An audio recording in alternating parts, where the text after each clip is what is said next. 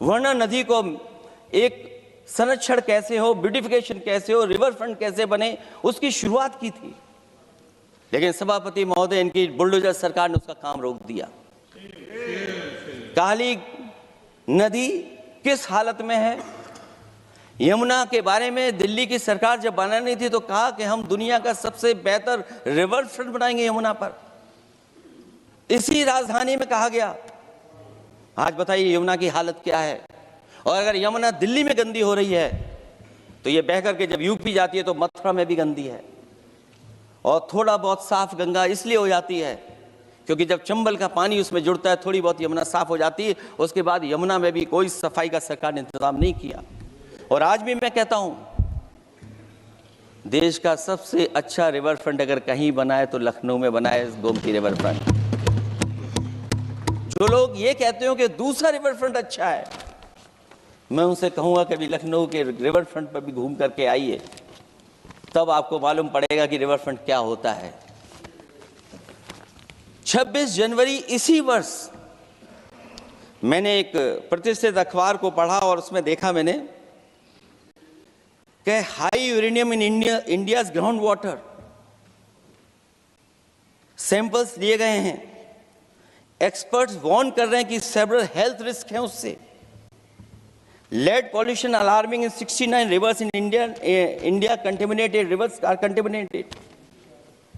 हमारे पानी में पेस्टिसाइड है, इंडस्ट्रियल वेस्ट है, अनसेफ है ड्रिंकिंग के लिए। हमारी नदियों में मरकरी है, डेंजरस लेवल। और जितनी भी हमारी वाटर बॉडीज हैं इंडस्ट्रियल टाउन्स के आसपास, सब में टॉक्सिक है, मरकरी है, बड़े पैमाने पे डेंजरस है पानी वहां का। और कई जगह इंडस्ट्री का सीधा सीधा वेस्ट जा रहा है। आर्सेनिक लेवल का सोच ही नहीं सकते हम लोग, जो मानक है उससे कई गुना ज्यादा है। ये तो हमारे देश का पानी है जो नदियों में बह रहा है, जो अंडरग्राउंड वाटर बन रहा है हमारा। ठीक ही कहा हमारे माननीय सदस्य ने कि जो संपन्न हैं, प्रिविलेज्ड हैं, वो लोग तो पानी साफ करने की मशीन खरीद सकते हैं। हमारा गरीब क्या खरीदेगा? गरीब की हेल्थ को कितनी परेशानी और रिस्क है। यहां तक कि अंतर्राष्ट्रीय प्लेटफॉर्म पर हमारे देश को भी सुनना पड़ा एक प्रतिष्ठित चैनल पर कि आपके देश में इन्वेस्टमेंट क्यों आएगा, क्योंकि वहां आ ही नहीं सकता है क्योंकि आपकी हवा खराब है। सोचिए, देश का पानी खराब हो, और ये मैं नहीं कह रहा हूं, पानी खराब सरकार को मालूम है, नहीं मालूम है, लेकिन जो प्राइवेट कंपनियां हैं जिनको अपना पानी बेचना है तो वो बता रही है कि आपके भारत के पानी में क्या क्या है। और ये बात गलत है तो सरकार ऐसी कंपनियों पर प्रतिबंध क्यों नहीं लगाते हैं कि इस तरह अपनी कंपनियों का सामान बेचने के लिए झूठा प्रचार कर रहे हैं। जो चर्चा होने लगती है हवा खराब है, हालांकि उत्तर प्रदेश आते आते सरकार की भी हवा खराब हो जाती है। सरकार सबको डराती है, लेकिन सरकार को कोई नमस्कार न करे उसको नहीं डरा सकते। हमने तो कहा कि तुम लखनऊ से गए हो, लखनऊ का जो अदब है, लखनऊ का जो हमारी पहचान है, कम से कम अगर नमस्कार नहीं कर सकते तो आदाब तो कर ही देते वहां जाकर। जो लोग पिछड़े पीढ़िए उनके पक्षधर बनते हैं, आरक्षण को लेकर के कहते हैं कि हम आरक्षण देंगे, उनकी सरकारों में क्या अपॉइंटमेंट हो रहे हैं। मुझे याद है इससे पहले जब बहस हुई थी सदन में, वहां से बात निकली थी कि किस तरीके से अपॉइंटमेंट हो रहे हैं यूनिवर्सिटीज और कॉलेजेस में। मैं उसी पे कुछ कहना चाहता हूं। ये अपनी अपनी किस्मत है, कुछ कलियां खिलती हैं ऊपर और दूसरी मुरझा जाती हैं झुके झुके जीवन भर भूं पर। माना बदकिस्मत है, लेकिन क्या वे महक नहीं सकती हैं? अगर मिले अवसर अंगारे सी क्या दहक नहीं सकती हैं? जिस तरीके से आरक्षण पर खिलवाड़ हो रही है उसकी कोई कल्पना नहीं कर सकता था। विकसित भारत तभी विकसित भारत माना जाएगा जब हमारे पिछड़े, दलित, आदिवासी, अल्पसंख्यक मुसलमान भाई को बराबर का हक मिलेगा। और जब तक हक नहीं मिला उनको, तब तक शायद विकसित भारत का देखने का सपना आधा अधूरा है। अभी अभी सुप्रीम कोर्ट ने कहा है माइग्रेशन को लेकर के, सुप्रीम कोर्ट ने 16 जनवरी को एक फैसला पलट दिया। हाई कोर्ट के फैसले को पलटते हुए फैसला सुनाया कि यदि आरक्षित वर्ग का कोई उम्मीदवार बिना किसी छूट का लाभ लिए अगर अनारक्षित वर्ग से ज्यादा नंबर प्राप्त करे तो उसे अनारक्षित वर्ग में सेलेक्ट किया जाएगा। क्या सुप्रीम कोर्ट भी कह रहा है? हमारे सरकार की भी नियत है कि सबको आरक्षण मिलना चाहिए जिनका हक हो। हमारे प्रधानमंत्री जी भी कहते हैं हम पिछड़े हैं। हमारे दूसरे नंबर के नेता, क्योंकि उन्हें सनातनी बनना था, अपना धर्म बदल के दूसरा धर्म लिख लिया उन्होंने। तो कम से कम पिछड़ों का तो ख्याल करिए आप। जब पिछड़ों का ख्याल करोगे तभी आपका देश विकसित बनेगा, भारत विकसित बनेगा। अगर आप पिछड़ों को छोड़ देंगे, दलितों को छोड़ देंगे, आदिवासियों को छोड़ देंगे, अल्पसंख्यक भाइयों को छोड़ देंगे, तो आप कैसे विकसित भारत बनाएंगे? एक आर्थिक बराबरी है, दूसरी सामाजिक बराबरी है। और मुझे लगता है बजट से ना आर्थिक गैर बराबरी दूर हो रही है, ना सामाजिक गैर बराबरी दूर हो रही है। और इनकी सरकार में कितना भेदभाव है। सभापति महोदय, केवल चुनाव जीतने के लिए सोचिए, एक 72 साल के बुजुर्ग पर मोहित खान साहब, आप जानते होंगे आपके क्षेत्र में, बरसा टाउन एरिया। सभापति महोदय, बीजेपी का लक्ष्य केवल चुनाव जीतना। इन आंकड़ों से क्या मतलब? और आंकड़ों के अगर ये ठीक आंकड़े होते सभापति महोदय, तो इन्होंने कहा था कि बुलेट ट्रेन हम 1 लाख करोड़ की बनाएंगे। आज बुलेट ट्रेन 2 लाख करोड़ की कैसे हो गई?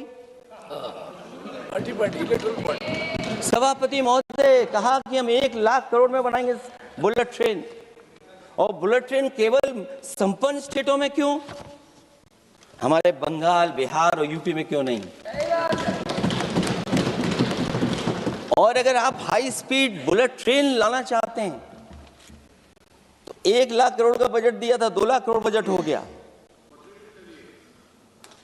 यूपी में जब बनेगा तो पता नहीं कब बनेगा, कौन जानता है कब बनेगा। चुनाव जीतने के लिए इनकी सरकार के लोगों ने झूठा फंसाया। ये सब जुमला है, जुमला। झूठा फंसाया, और इसलिए फंसाया कि वो मुस्लिम है, इसलिए फंसाया। 72 वर्ष के बुजुर्ग को 19 महीने जेल में रखा गया। समाजवादी पार्टी को बदनाम किया गया, और केवल इसलिए कि चुनाव जीत जाए आप, अयोध्या का चुनाव जीत जाए, क्योंकि अयोध्या का चुनाव हारे थे आप लोग। मैं अयोध्या की महान जनता का धन्यवाद देता हूं कि उन्होंने कम्युनल पॉलिटिक्स का समापन किया है। वो विकास के रास्ते पे जाना चाहते हो। मैंने पहले भी कहा, फिर कहता हूं, आपका विकास अयोध्या का तो मैं जानता हूं कैसा है, क्योंकि लोगों ने काशी को क्यूटिव बनते नहीं देख पाए।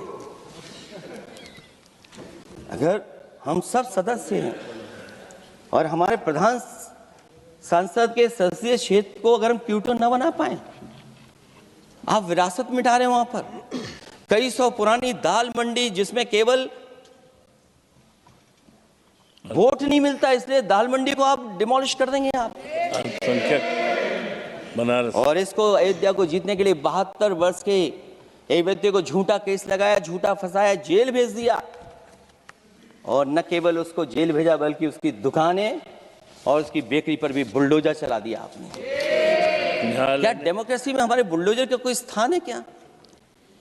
हाई कोर्ट कहता है कि आप फैसला सुना सकते हैं क्या? कोर्ट कहता है कि आप कौन हो गए फैसला सुनाने वाले लोग? और फिर आप लोग कहते हैं कि हर घर जल और नल। सभापति महोदय, इन्हीं के विधायक ने मंत्री जी को घेर लिया। इन्हीं के विधायक ने मंत्री जी का अपहरण कर लिया, और ये कहते हैं कि हम तो, हमारे कोई अराजकता नहीं है। ये कहते हैं इन्वेस्टमेंट लाएंगे, हम एमओयू साइन करेंगे। सभापति महोदय, देश के प्रधानमंत्री, देश के सबसे बड़े उद्योगपति उत्तर प्रदेश पहुंचे थे। एमओयू साइन किए गए, लाखों करोड़ के एमओयू साइन हुए, और एमओयू साइन होने के बाद जमीन पर कितना उतरा ये बताए सरकार। एमओयू के बाद सरकार बताए कितना जमीन पर उतरा है। इन्होंने जब कश्मीर का 370 हटा रहे थे सभापति महोदय, हाँ ना, बजट ही है ये एमओयू में, क्योंकि इंसेंटिव अगर नहीं देंगे तो कौन आपका इन्वेस्टमेंट लाएगा। ये राज्य का विषय नहीं है सभापति, राज्य से प्रधानमंत्री आते हैं। और आपने ये कहा कि प्रधानमंत्री के क्षेत्र में, हमने देश में कहा कि हमने 1000 किलोमीटर मेट्रो बिछाई है। आपने देश के प्रधानमंत्री के क्षेत्र में क्यों नहीं मेट्रो बिछाई? क्यों नहीं बिछाई आपने? आपने देश के प्रधानमंत्री के क्षेत्र को एक्सप्रेस वे से क्यों नहीं जोड़ा आपने? क्योंकि आपके पास बजट नहीं है। अटल बिहारी वाजपेयी जी के आपने नाम से एक्सप्रेस वे क्यों नहीं बनाया, बताइए आप? ये बजट नहीं है आपके पास।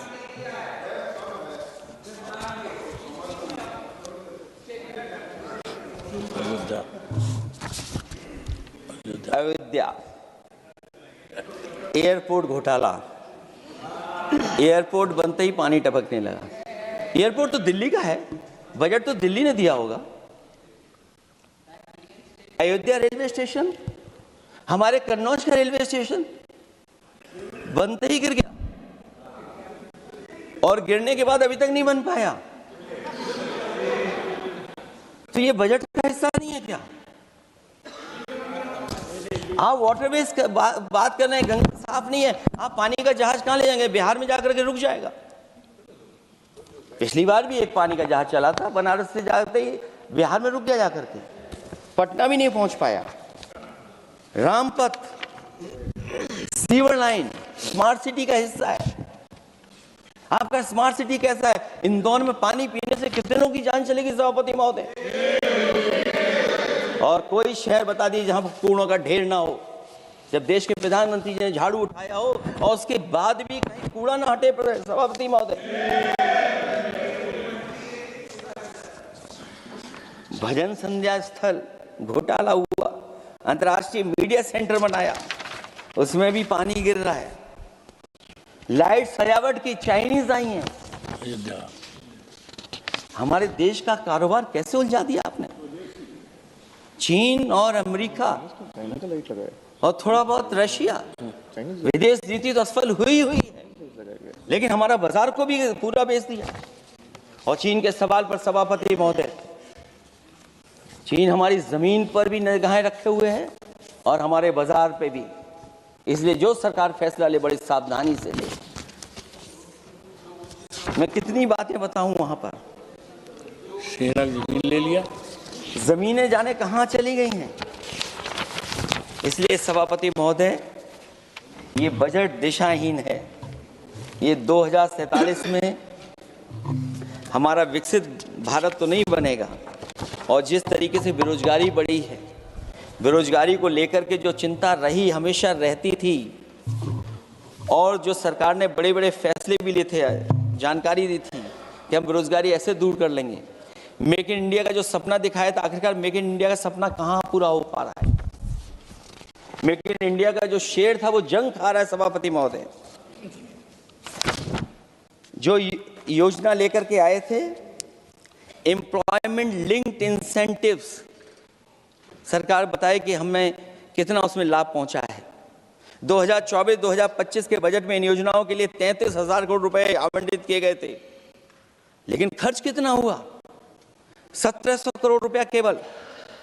एक आपने पिछली बार सपना दिखाया था कि इंटर्नशिप की योजना, इंटर्नशिप वाली योजना जो घोषित की, जिसके लिए 10,000 करोड़ रुपए आवंटित किए थे आपने, लेकिन उसमें खर्च कितना हुआ है? 500 करोड़ रुपया। और जो लक्ष्य रखा था आपने रखा था 5 साल में 1 करोड़ लोगों को, लेकिन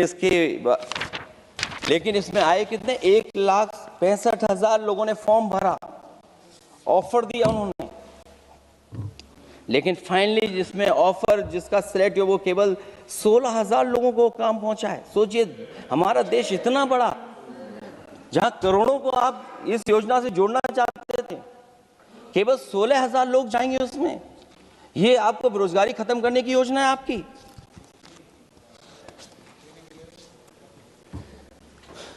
माननीय वित्त मंत्री जी के सदन के सामने स्थिति स्पष्ट करनी चाहिए कि मनरेगा एक महत्वपूर्ण योजना थी जिसमें गरीबों को ग्राम स्तर पर रोजगार मिलता था, राइट टू वर्क के अनुसार थी।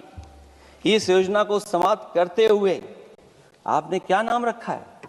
बीबी राम जी। और हमारे राम जी कहाँ बैठे हैं? कहाँ है हमारे राम जी? पीछे बैठे, जिन्हें बचपन से हम देखते आए राम जी। ये हमारी खुशकिस्मती है कि राम जी सदन में बैठे हैं, लेकिन आप राम जी का अपमान कर रहे हैं। आपको उनको यहाँ नहीं बैठा सकते, आपको यहाँ बैठाना चाहिए नंबर 2 पर। अगर आप सच्चे मायने में सभापति महोदय बीपी राम जी, आप कृपया देखिए वित्त मंत्री राम जी को ही नहीं जानती हैं। अखिलेश जी हे भगवान, हम क्या करें अब? अखिलेश जी आप कृपया बजट पे आ जाइए। आप कृपया बजट पे आ जाइए अखिलेश जी। सभापति महोदय बजट पे आइए, बजट पे आइए। एक मिनट क्या बोले? फिर बोलना दोबारा। नहीं, आप बजट क्या बोलिए? नहीं, सभापति जी बोलिए। नहीं सभापति महोदय, नहीं जिन्होंने गोली चलाई वो आपका राम मंदिर बना रहे हैं। सभापति महोदय, जिन्होंने गोली चलवाई वो राम मंदिर बनवा रहे हैं। अगर कुछ पता ना हो तो जाकर के पूछ लेना, पता कर लेना। आधी अधूरी जानकारी के साथ मत आया करो यहाँ पर। अब आप बताइए सभापति महोदय, बीबी राम जी नाम बदल दिया आपने। यूपी जैसा बड़ा स्टेट, उसको क्या मिलेगा अब, जहां पर 1000 ग्राम सभाएं अर्बन हो गई हैं। जब 1000 ग्राम सभाएं अर्बन हो गई हैं और 40% व्यय प्रदेश सरकारों पर डाल दिया गया है, ये स्कीम कैसे चलेगी आपकी? मैंने पहले ही कहा था कि एमएसपी की लीगल गारंटी मिलनी चाहिए। और जिस तरीके से किसान आत्महत्या कर रहा है, एनसीआरबी के आंकड़े सरकार के पास होंगे कि किसान कितनी आत्महत्या कर रहा है। जिन्होंने ये कहा कि 2022 तक हम दोगुनी आय कर देंगे। आप बताइए, आलू की पैदावार की क्या आय दोगुनी हो गई?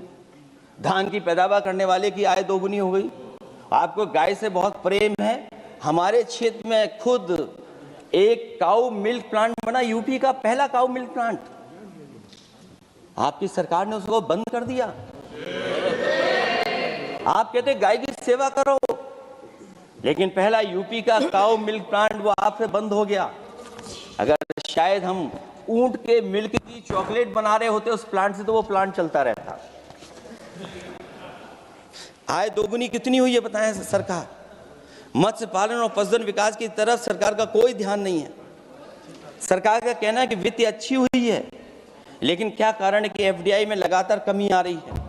विदेशी इन्वेस्टर्स क्यों बाहर ले जा रहे हैं? भारत में इन्वेस्ट करने के लिए क्यों नहीं इच्छुक हैं?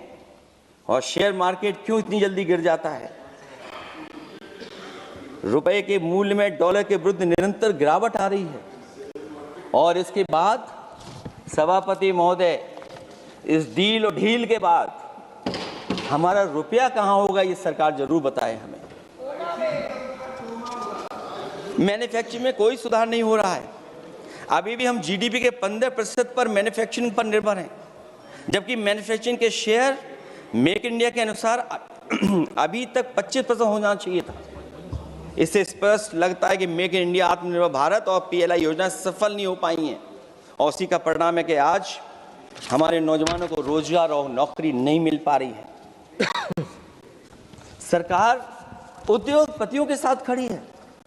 सरकार द्वारा लेबर कोड्स लाए गए हैं, जिन लेबर रिफॉर्म्स के रूप में दर्शाया जा रहा है वो लेबर कोड एम्प्लॉयर के हित में है, लेबर के पक्ष में नहीं है और मजदूरों के नहीं है। अब अधिकांश उद्योगों द्वारा लेबर को कोई भी नौकरी से निकाला जा सकता है। इतना तानाशाही होगी कि जब चाहेंगे तब निकाल देंगे। उनके 8 घंटे से अधिक काम कराया जा सकता है। परमानेंट एम्प्लॉयमेंट की बजाय कॉन्ट्रैक्चुअल एम्प्लॉयमेंट की व्यवस्था की है सरकार ने। सोचिए, यही सरकार है कि सबका साथ सबका विकास। एयर पॉल्यूशन को लेकर के मैं पहले ही कह चुका हूं। और शहरी विकास तो इनका मैंने क्यूटो को मैं देखा है, इसलिए उस क्यूटो के बारे में मैं ज़्यादा नहीं कहना चाहता हूं। अंत में मैं इतना ही कहूंगा कि स्वास्थ्य और शिक्षा के केवल 10% और 14.2% बजट बढ़ाया गया है, जबकि पिछले वर्ष का पूरा बजट इन दोनों मदों में खर्च ही नहीं किया गया है। आखिरकार सरकार बताएगी खर्च क्यों नहीं हुआ, आखिर क्या कारण है, किसकी वजह से खर्च नहीं हुआ है। जल जीवन मिशन में 50,000 करोड़ रुपए खर्च नहीं हो पाए हैं और प्रधानमंत्री आवास योजना में 40,000 करोड़ रुपए, और हमारे देश के प्रधानमंत्री ने गांव गोद लिया था, वो लगता है उस गांव को अनाज छोड़ दिया है प्रधानमंत्री जी ने, वो गांव ही अनाज छोड़ दिया है। आरबीआई के डेटा के अनुसार इनकम में जो नीचे 80% हैं, उनकी इनकम का शेयर 36% से घट करके 32% हो गया है और हर वर्ष में रियल वेजेस 2% कम हो रही हैं। आखिरकार इसका कारण क्या है? मुझे उम्मीद है सरकार बताएगी कि इसका कारण क्या है कि जिसकी वजह से लगातार गिरावट होती जा रही है।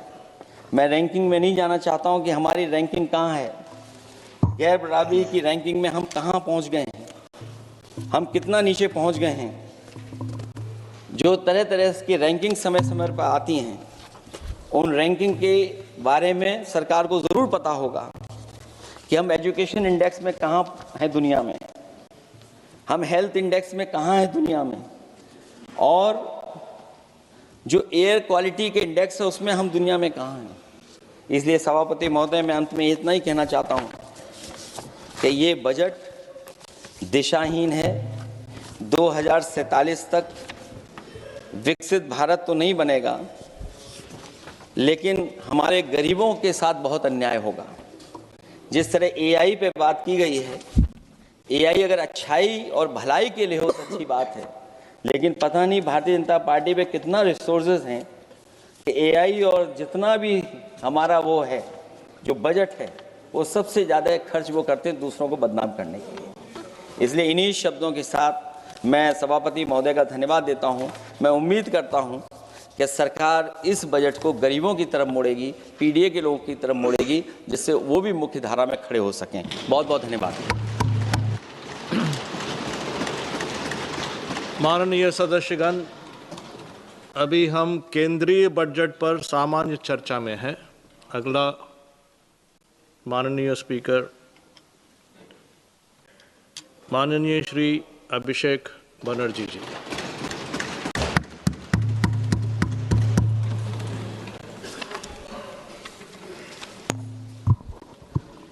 Thank you, sir, for giving me the opportunity to speak on the general budget.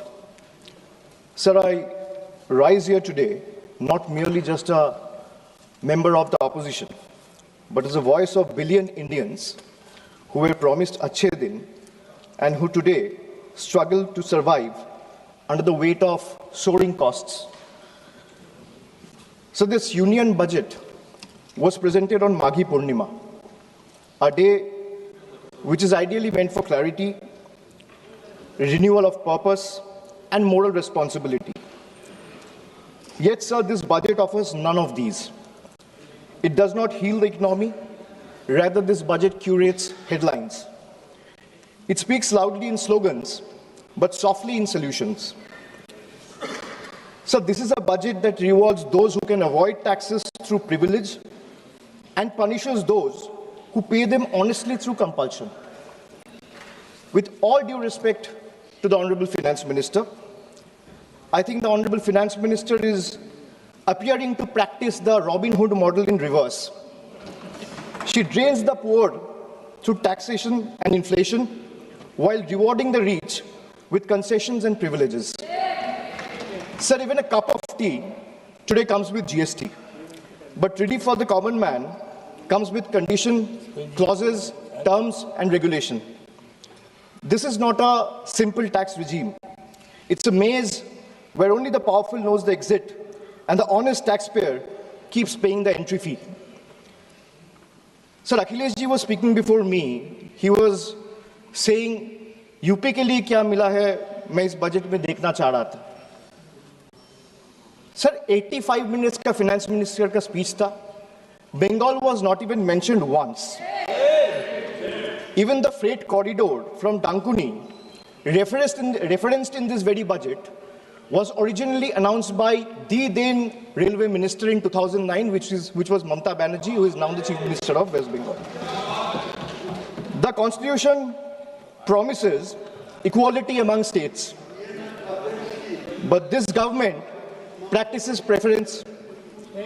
Allies are funded while opponents are starved. So this is not a model of cooperative federalism. This is a model of subscription-based federalism. So the budget and the manner in which the government chooses to function forces us to confront a truth that we as citizens have been avoiding for too long. So in November 2021, on a stage thousands of miles away at the Kennedy Center, Veer Das, a young stand-up comedian from India, spoke of two Indias. Many laughed, some were offended, few paused to listen. But what he offered was not comedy. It was a warning, a prophecy, a mirror held up to a nation standing at the edge of its own contradictions. Because I too, sir, come from India. And I come from an India which proclaims Ek Bharat, Shresth Bharat. And I also come from an India where mother tongue becomes a marker of suspicion, where speaking Bengali makes you a Bangladeshi and eating fish makes you a Mughal. Sir, I come from a part of India that gave birth to revolutionaries and wrote courage in blood. And I also represent an India where saying Joy Bangla or singing Amar Sonar Bangla is enough to strip you and brand you a labeled Ghuspetia. Sir, I come from an India that thunders Sabka Saath, Sabka Vikas from every podium. And I come from an India where West Bengal's rightful dues to the tune of 1,96,000 crores are frozen in cold bureaucratic silence. Sir, what is withheld is not just money. What is withheld is dignity. What is withheld is constitutional promise that every Indian, every state stands equal before the union. This is not governance or federalism, sir. This is a message that you stand in line or you'll be made to pay the price. And that is the tragedy of our time. India has two faces, but that one India is being asked to kneel before the other is the truth that we all are facing today. Sir, I come from an India where the finance minister proudly declares with absolute confidence that India is the fastest growing economy in the world.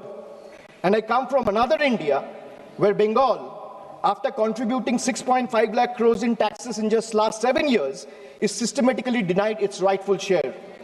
So despite repeated requests and appeals, we have been denied employment under Manrega, housing under PM Awas Yojana, road connectivity under Gram Sadak Yojana, even basic drinking water under Jal Jeevan Mission is being stopped. Sir, I come from an India that boasts of maximum governance, minimum government. And I also come from an India where governance means abandonment, where the poorest are forced to fight for roti kapra makan, where wages are held hostage, where houses are sanctioned on paper but erased in practice, where even drinking water becomes a bargaining chip in a political vendetta. I come from an India where farmers are stopped at the national capital with nail embedded in the roads with concrete barricades. And I also come from an India where terrorists can enter the national capital and carry out blast killing 15 innocent people. I come from an India where we are told, and I quote, India's borders are safe and they cannot be violated. A promise that is made from the highest office.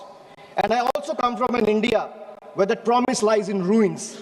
Terrorists crosses our border, infiltrated heavily guarded militarized zones like Pahalgam, and gunned down 26 innocent civilians under broad daylight.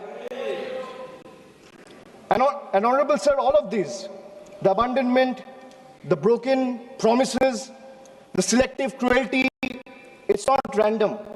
It's not accidental. It flows from a single, unmistakable principle of this budget.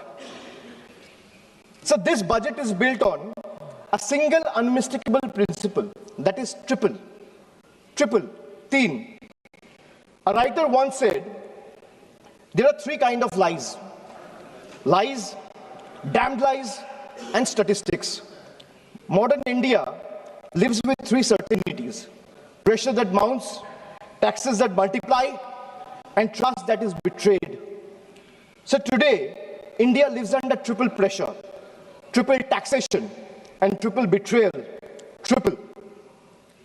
So let me place before this August House my 10 principles of triple. Sir, पहले है triple tax trap. एक आम इंसान को लगता है मैं एक बार इनकम टैक्स दे रहा हूं, but I will explain to the chair and share with this August House that how a common man is being taxed 3 times over, not once, twice, but thrice. So the first blow is the income tax. The salaried citizen pay tax even before the salary reaches his bank account. There is no escape, no negotiation, no adjustment made for inflation. In today's India, honesty doesn't pay, it costs. So number 2 is GST. From the first biscuit with the morning tea to a school notebook, from sugar and spices in the kitchen to the electricity bills, from hospital expenses to medical expenses, from soap in the bathroom to the software at work, indirect taxes follows everywhere. Sir, जहां सरकार की welfare schemes नहीं पहुंचती है, वहां भी GST पहुंच जाती है.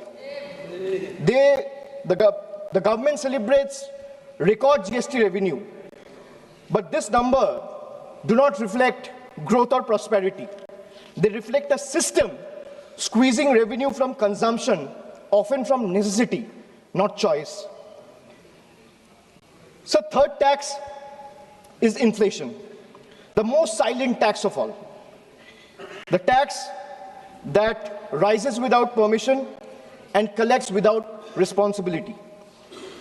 It's a slow leak in the common man's wallet. For the middle class, inflation feels like the salary comes on time, but it doesn't last the month. The same grocery list costs more, the same school fees feel heavier, and the same electricity bill shocks more than even before. Nothing extra is being bought, yet money disappears faster. It quietly eats into savings meant for children's education, family travel, medical emergency, or old age.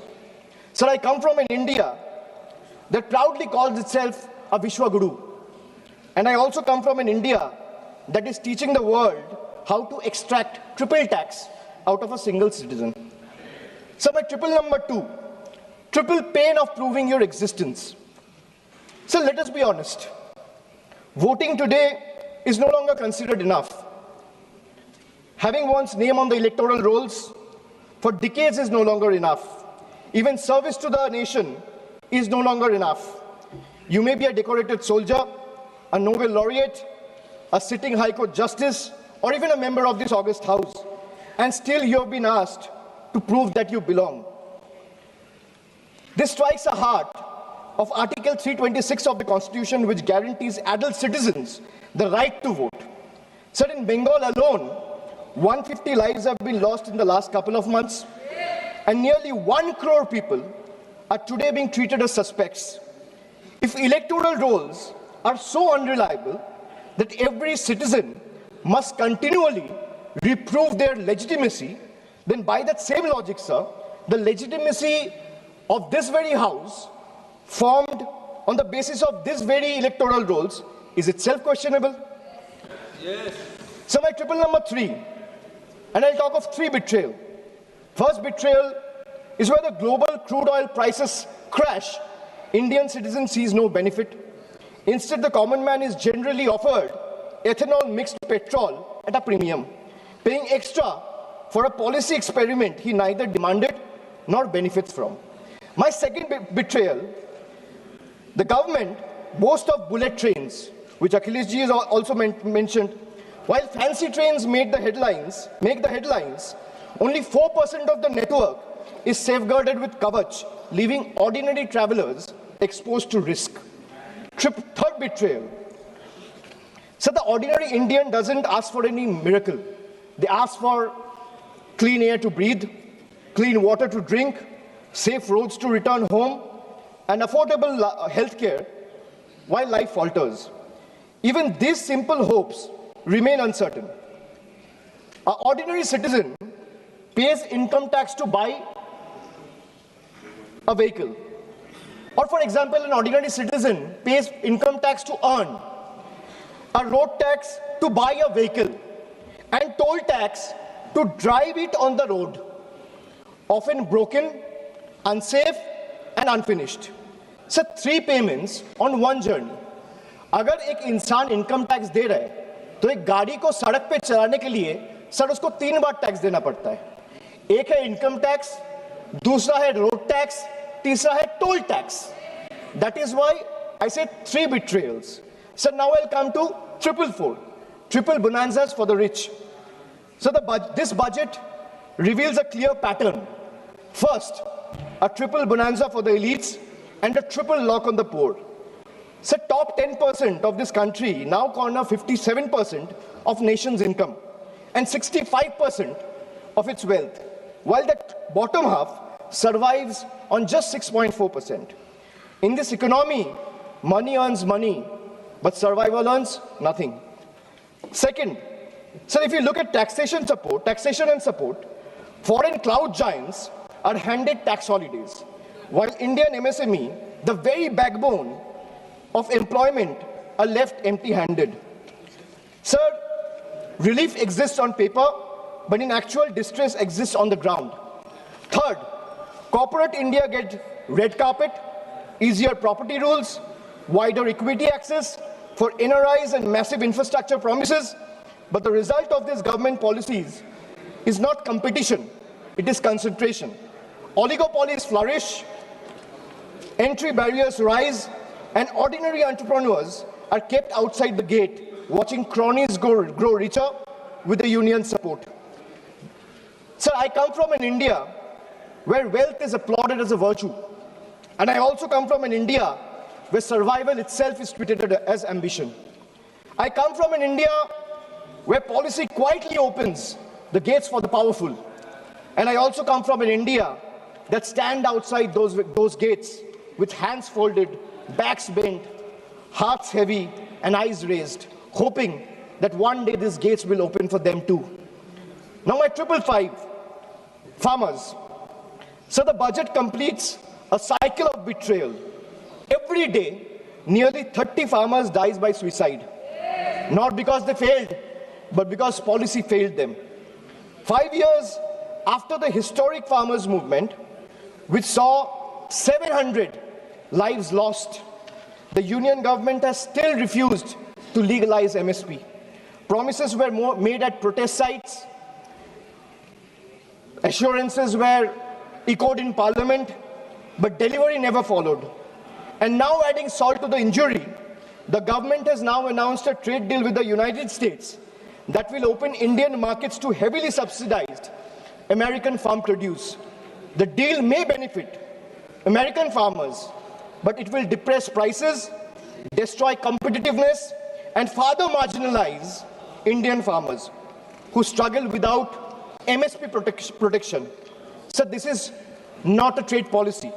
This is an abandonment of our Annadata. Sir, I have a tweet right in front of me, which I want to show or place before you. Sir, Secretary Brooke Rollins, who is the Agricultural Secretary of the United States, she said, and this is 5 days back, on the day when the trade deal was announced, she's clearly saying, new US-India deal will export more American farm products to India's massive market. In 2024, America's agricultural trade deficit with India was 1.3 billion. India's growing population is an important market for American agricultural products, and today's deal will go a long way to reduce that deficit. So this is not my tweet. She clearly says, thank you, President of the United States, for once again delivering for our American farmers. If the government doesn't agree with a tweet, sir, where is the disapproval letter, or where is the communication that the government has sent in protest to the tweet that has been sent out 5 days back? Sir, America का agriculture secretary कह रहा है इस deal से America का किसानों का फायदा है, इसीलिए हम अमेरिका का सभापति का धन्यवाद करता है. And the Indian government or the union has not written a line in protest of what the agriculture secretary has tweeted. So now I come to youth. So the much publicized PM internship scheme was allocated over 10,800 crores. Less than 5% of the amount has been utilized. Similarly, the PM Young Achiever Scholarship, which was meant to uplift the talented students from marginalized backgrounds, saw 31% of its fund go unused in financial year 25-26. Sir, if I speak of women, more than 86 women are raped every day in this country. A number that reflects systematic collapse, not isolated crime. Sir, Bengal exercised its constitutional authority and passed the Aparajita Bill, a stringent anti-rape law providing the strongest deterrence against crime against women. So the bill was duly sent to the union through the governor about 18 to 19 months ago. For a year and a half, it has remained pending without any decision. So when a democratically passed law maintained to strengthen protection is left in a limbo, it expresses a lack of intent. This reminds me that I come from an India that promises to double farmers' income. And I come from an India where 1,11,174 farmers and agricultural laborers, brothers and sisters have been forced to commit suicide. I come from an India which launched Beti Bachao, Beti Padhao. And I come from another India where every 16 minutes a rape or a crime against women is being reported. So now I come to 3 cracks in the constitution. Number 1, so hatred has now been normalized. It has moved from margin to the mainstream. So if I talk about cases registered for promoting enmity between religious and social groups, the number of cases has doubled between 2021 and 2023. And this rise didn't happen in silence. It happened alongside political speeches, public rallies, and calculated dog whistles. When hate goes unpunished, it spreads. When it spreads, minorities pay the price. Second, hate is no longer whispered. It has become a broadcast. So our country has documented more than 1,300 hate speeches in a single year. When such volume of hate fills public space, the government refuses to act decisively, swiftly, then the message is clear, sir. Intimidation is tolerated and silence is the union's policy.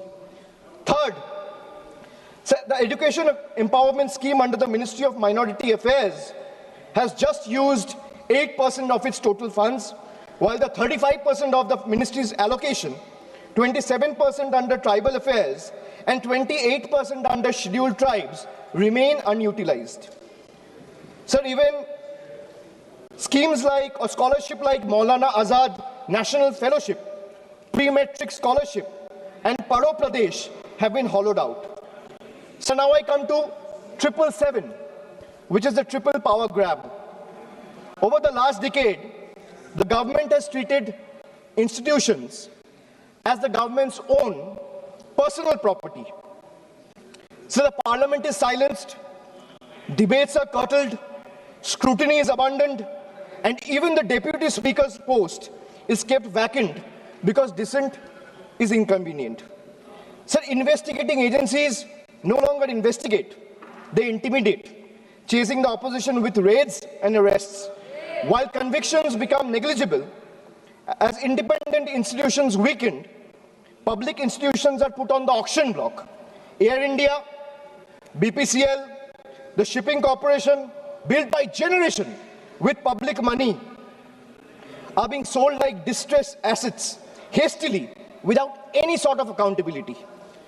So this is described as reform, but it is actually a managed handover. When institutions are bent to serve power and national assets are reduced to headlines and handover, the constitution is not broken in protest, it's torn apart. Sir, I come from an India where the Honorable Prime Minister says, na khaunga, na khane dunga. And I also come from an India where questioning the washing machine that gave reprieve to 23 of the 25 leaders who joined the BJP makes you the most corrupt one. So now I come to triple jumla on finances, agriculture. So the budget waxes eloquent about coconut, cocoa, cashew, sandalwood, fisheries and AI advisories, but remains silent on MSP assurances, procurement expansion. There is no price stabilization fund, no diesel support, no fertilizer relief, and no electrical subsidy. This is diversification without security, and it leaves the majority of Indian farmers, trapped in distress. Sir, even the PM Kisan scheme has been stuck at 6,000 rupees since December 2018, despite soaring input costs and record diesel prices. Sir, in actual, if we see, real terms, farmers are earning less each year. A rupee in 2018 is not a rupee in 2026. Sir, if I speak of healthcare, the government spends less than 0.26% of the GDP. And they might have questions on my source of information. If the need be, I will place all the sources before the table by 8 p.m. tonight. The government spends 0.26% of GDP on public health even today. The national health policy promised 2.5% of GDP. What we get instead is postponement, excuses, and under-allocation. In a country where illness is still the fastest road to poverty, this budget chooses flyover over first aid, optics over oxygen, and announcement over actual care. So if I speak of infrastructure, the smart city mission promised transformation in 100 cities with over 2 lakh crore. Yet a decade later, what we have is half-dug roads and half-built homes. Instead of finishing the job, this budget announces new economic regions. Sir, under the Jal Jeevan mission, funds were cut by 74%, forcing states to pick up the bill. In higher education, 55,000 crore is spent on management, but 2.68 crore on infrastructure, not even enough to build a world-class lab. So now I come to my 999, the triple truth trap. And what I mean by truth is, the accountability on the government, sir, primarily rests on 3 pillars. One is the RTI Act. But when I speak of transparency, it diluted the RTI Act by expanding personal information as a ground for refusal. Sir, if you speak of PM Cares, the PMO claims it lies outside the purview of RTI because it's a private fund. A fund that is created by public authority in a public office with the money of the people is being claimed as a private fund. There's no accountability. Sir, NFHS and NCRB data has been frozen because welfare still runs on census 2011. Sir, if I am to summarize the budget from the perspective of 3 stalwarts, B.R. Ambedkar warned us. What is the moral verdict of the budget? If we were to look at it from the perspective of Dr. Ambedkar, Gandhi ji, or Swami Vivekananda, Dr. Ambedkar warned us that democracy is not just institutions. It is a constitutional morality. Gandhi ji taught us economics divorced from ethics is violence. Swami Vivekananda reminded us that a nation cannot rise by crushing the weakest. Well, this budget violates all 3. In today's India, sir, tax does not follow income. Tax follows life. आज के भारत में tax कमाई के पीछे नहीं, जिंदगी के पीछे है, चलता है, sir. I will give you a small example. A baby is born, his milk and diapers are taxed. He grows, his education is taxed. He studies, his books, pencil and mobile data are taxed. He starts earning, his income is taxed. He saves for future, his savings are taxed. He spends to survive, his survival is taxed. He goes to work, his fuel is taxed. He falls sick, his illness is taxed. He grows old, pension and healthcare are also taxed. And Honorable Speaker, even after his death, the family still pays tax. बच्चा पैदा होता है, दूध और diaper पर tax, पढ़ाई शुरू होती है, शिक्षा पर टैक्स, किताबें, notebook, pen, pencil, mobile data सब पर टैक्स, कमाई शुरू होता है, इनकम पर टैक्स, सर बचत करता है, बचत के ऊपर टैक्स, जीने के लिए खर्च करता है, खर्च पे टैक्स, काम पर जाता है, पेट्रोल डीजल पर टैक्स, बीमार पड़ता है, इलाज और दवाई पर टैक्स, बुढ़ापा आता है, पेंशन और इलाज पे टैक्स, और मौत के बाद भी सर शोक सभा में अगरबत्ती जलाने के लिए भी परिवार को टैक्स देना पड़ता है. This summarizes the budget. Sir, I am addressing the chair. I'm sure the finance minister will have a reply ready. When she is given the opportunity to speak, she can quote me, and if I am misleading the house, she can take my name and then place her arguments. Sir, from a baby's first milk to a citizen's final farewell, this government taxes life at every step. जन्म से लेके अंतिम संस्कार तक हर कदम पर tax. ये reform नहीं sir, ये लाइफ टाइम टैक्स ट्रैप है. Sir now I come to 1010, मेरा लास्ट ट्रिपल. मैंने 9 ट्रिपल का बात किया, अब 10वां कर रहा हूं. Sir I will and with 3 dates, 3 moments of history: 2016, 2021 and 2024. 3 elections, 3 verdicts, 3 decisive defeats for the BJP in West Bengal. And after this triple defeat, a 4th one is no longer a warning. It is approaching. Sir, मैं ज़्यादा घुमाऊंगा नहीं. Let me come straight.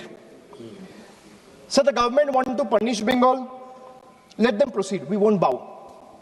You want to freeze our funds? We will persist. मैं क्यों कह रहा हूँ persist? क्योंकि पीएम आवास से लेके, सड़क से लेके, मनरेगा से लेके सारे पैसे बंगाल के पिछले 5 साल से ये सरकार ने रोक के रखा है. प्रधानमंत्री ने आत्मनिर्भर भारत की बात किया है, हम स्वनिर्भर बंगाल क्या होता है काम करके दिखाया है. So you want to punish Bengal? Proceed, we won't bow. You want to freeze our funds? We will persist. You want to profile and persecute our youth? We will protect them. You want to starve our schemes? We will sustain our people. Bengal's spine was not ever bent by surrender, nor softened by sermons of hate. It is forged in struggle, tempered in sacrifice, and is not for sale. Go ahead, send your audits. We will answer them. Unleash your agencies. We will confront them. Delay our clearances. We will chronicle every day stolen, every stolen day.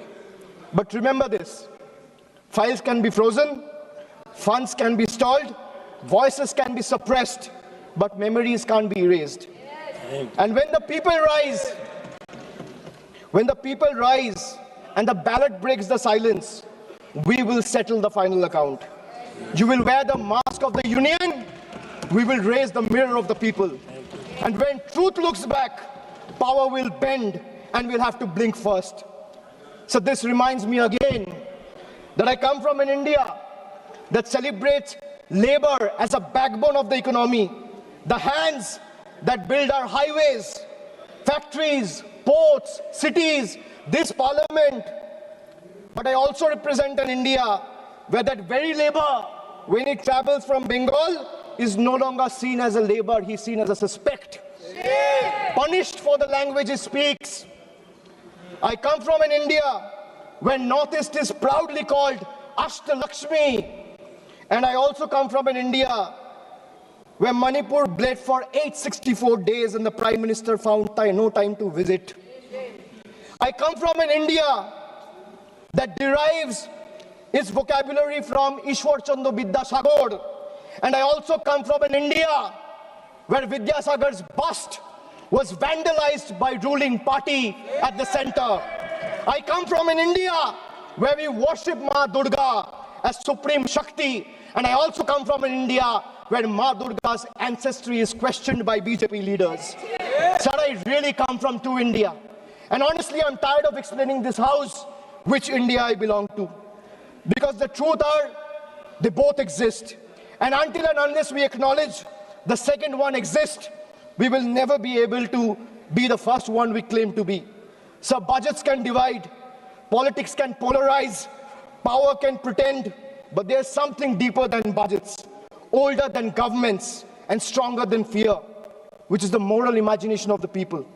When institutions weaken and language loses its faith, it is our literature, our culture, our shared memory that rises to remind the nation of who it is and who it must never cease to be.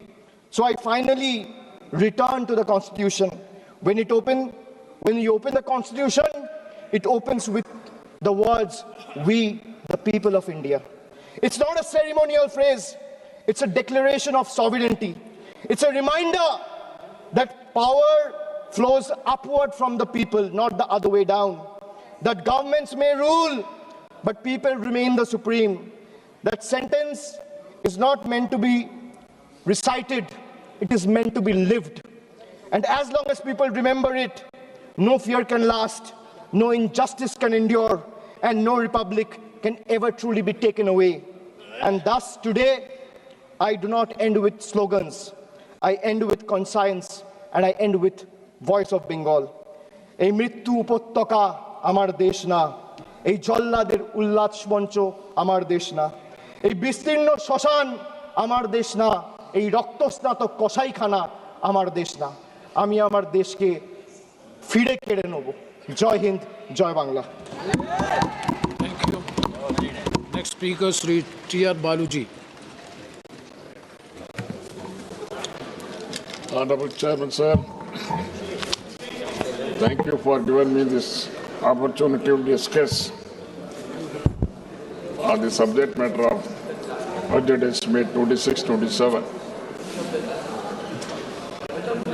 First of all, I would like to congratulate Madam Birla Sitaramanji for having brought the budget estimates for the consecutive 9th time, next to Mr. Chidambaram, who has also done the same thing in the same parliament. Sir, Finance Minister claims she aims at developed India by 2047. India has programmed like artificial intelligence, biopharma, semiconductors, critical minerals, and they are given a lot of priority and importance. But the question is, how efficiently Madam Birla ji is going to implement them with a sustained push. So strategy of the government is said to be reducing revenue expenditure and increasing capital expenditure. It is also claimed that revenue expenditure has fallen by 11% in the last 10 years. That is from 88% in 2014-15 to 77% 26-27. It is also stated that reduction of the revenue expenditure included 7% of subsidies. But what is the reality? Well, usual practice is reduction of subsidies in the budget estimate, and in the next 6 months we come up with additional demands for subsidies through supplementary demands. That is what I have also mentioned in the last supplementary demands in 25-26. Within 6 months, things we can have. Now at the end of the current fiscal year, you are saying that the revenue receipts shortfall is around 78 1,086 crores. Decrease in revenue expenditure is 1,05,503 crores. The fall in capital expenditure is 1,44,376 crores. It's a very huge fall. It gives no hope of credibility. Budget 26-27. Expenditure estimated is 53.43 lakhs crores. Expenditure proposed in 25-26 was 50.65 lakhs crores. Now FM is asking 3 lakh crores more in upcoming fiscal year. Usually the government used to announce big schemes in the budget, but even after several months, no progress is the result. Last year, 15th August, Employment Linked Incentive, ELI, scheme was announced, and the incentive to labor and industry to provide additional 3.5 lakhs crores, 5 crores jobs, with the outlay of 99,446 crores was launched, but the scheme has not taken off. Another non-starter is Research and Development Innovation, RDI scheme, announced with the effect from 1/7/25 and was said to be implemented with a corpus of 1 lakh crore, and provision of 20,000 crores was made in 25-26 budget. But no progress has been achieved in this effort. Also, this was also properly responded by the Honorable Minister during his reply in the Lok Sabha. Coconut production in Tamil Nadu. Tamil Nadu is the second largest coconut production state. 12 lakh acres are under cocoa cultivation, next to paddy. Besides Pollachi, Pattukottai, Tiruchi, Dindigul, and others, southern districts are major coconut producing districts. It has got high export potential to an extent of 3,500 crores per year. The production has fallen because of the root diseases, but Government of India has not taken care, and the root diseases still remain. Economic survey pointed out that the agricultural growth has slowed down to 3.5% in 25-26 from 4.4%, nearly 1.1% fall. The tariff and trade agreement unilaterally announced by USA bound to open floodgates to import of agricultural products into India. This will be disastrous for farmers and farm sector. The Finance Minister said in a speech that rich value crops like coconut, cocoa, sandalwood, cashews, etc. will be given special support. But the allocation was just 350 crores only. The farmers' organization are condemning this announcement of government is nothing but a naive rhetoric. Banana is another crop that requires special attention and support from Government of India. Tamil Nadu is #1 in banana cultivation and exports around 4,000 crores every year. Government of India should come forward to give special intensive to banana cultivation to boost exports. Union government has been giving stepmotherly treatment to Tamil Nadu, and there has been no special scheme or financial allocation so far. Even the prestigious projects like Setu Samudram, which were implemented by UPA, has been shelved on political grounds. UPA government had gifted 69 large projects and very important projects in all sectors during 2004 and 2014. The last of the schemes included the Tamil Assembly, Chennai Port to Madurai elevated bridge of 21 kilometers, abolition of Senva to protect textile industry, new railway station, new Norway division at Salem, Thiruvarur Central University, IEM at Trichy, Indian Maritime University at Chennai, etc. On the contrary, it lasts 12 years. For the past 12 years, one project has come, that is AIMS Madurai. not yet taken up. Aims Madurai is still under the ground. It has not yet been taken up. Tamil Nadu CM had also stated during UPA, Tamil Nadu was allotted 11% of plan expenditure, and now Tamil Nadu is given 0 only. Government of India is not funding Metro Rail Project number 2. Samagra Shiksha fund to the tune of 3,548 crores, not yet released. Madurai and Coimbatore Metro, which has been provided 21,000 crores, and project submitted to the Central Union Government has not given approval. But at the same time, small towns like Agra, Bhubaneswar, Navi Mumbai, and Indore have been permitted.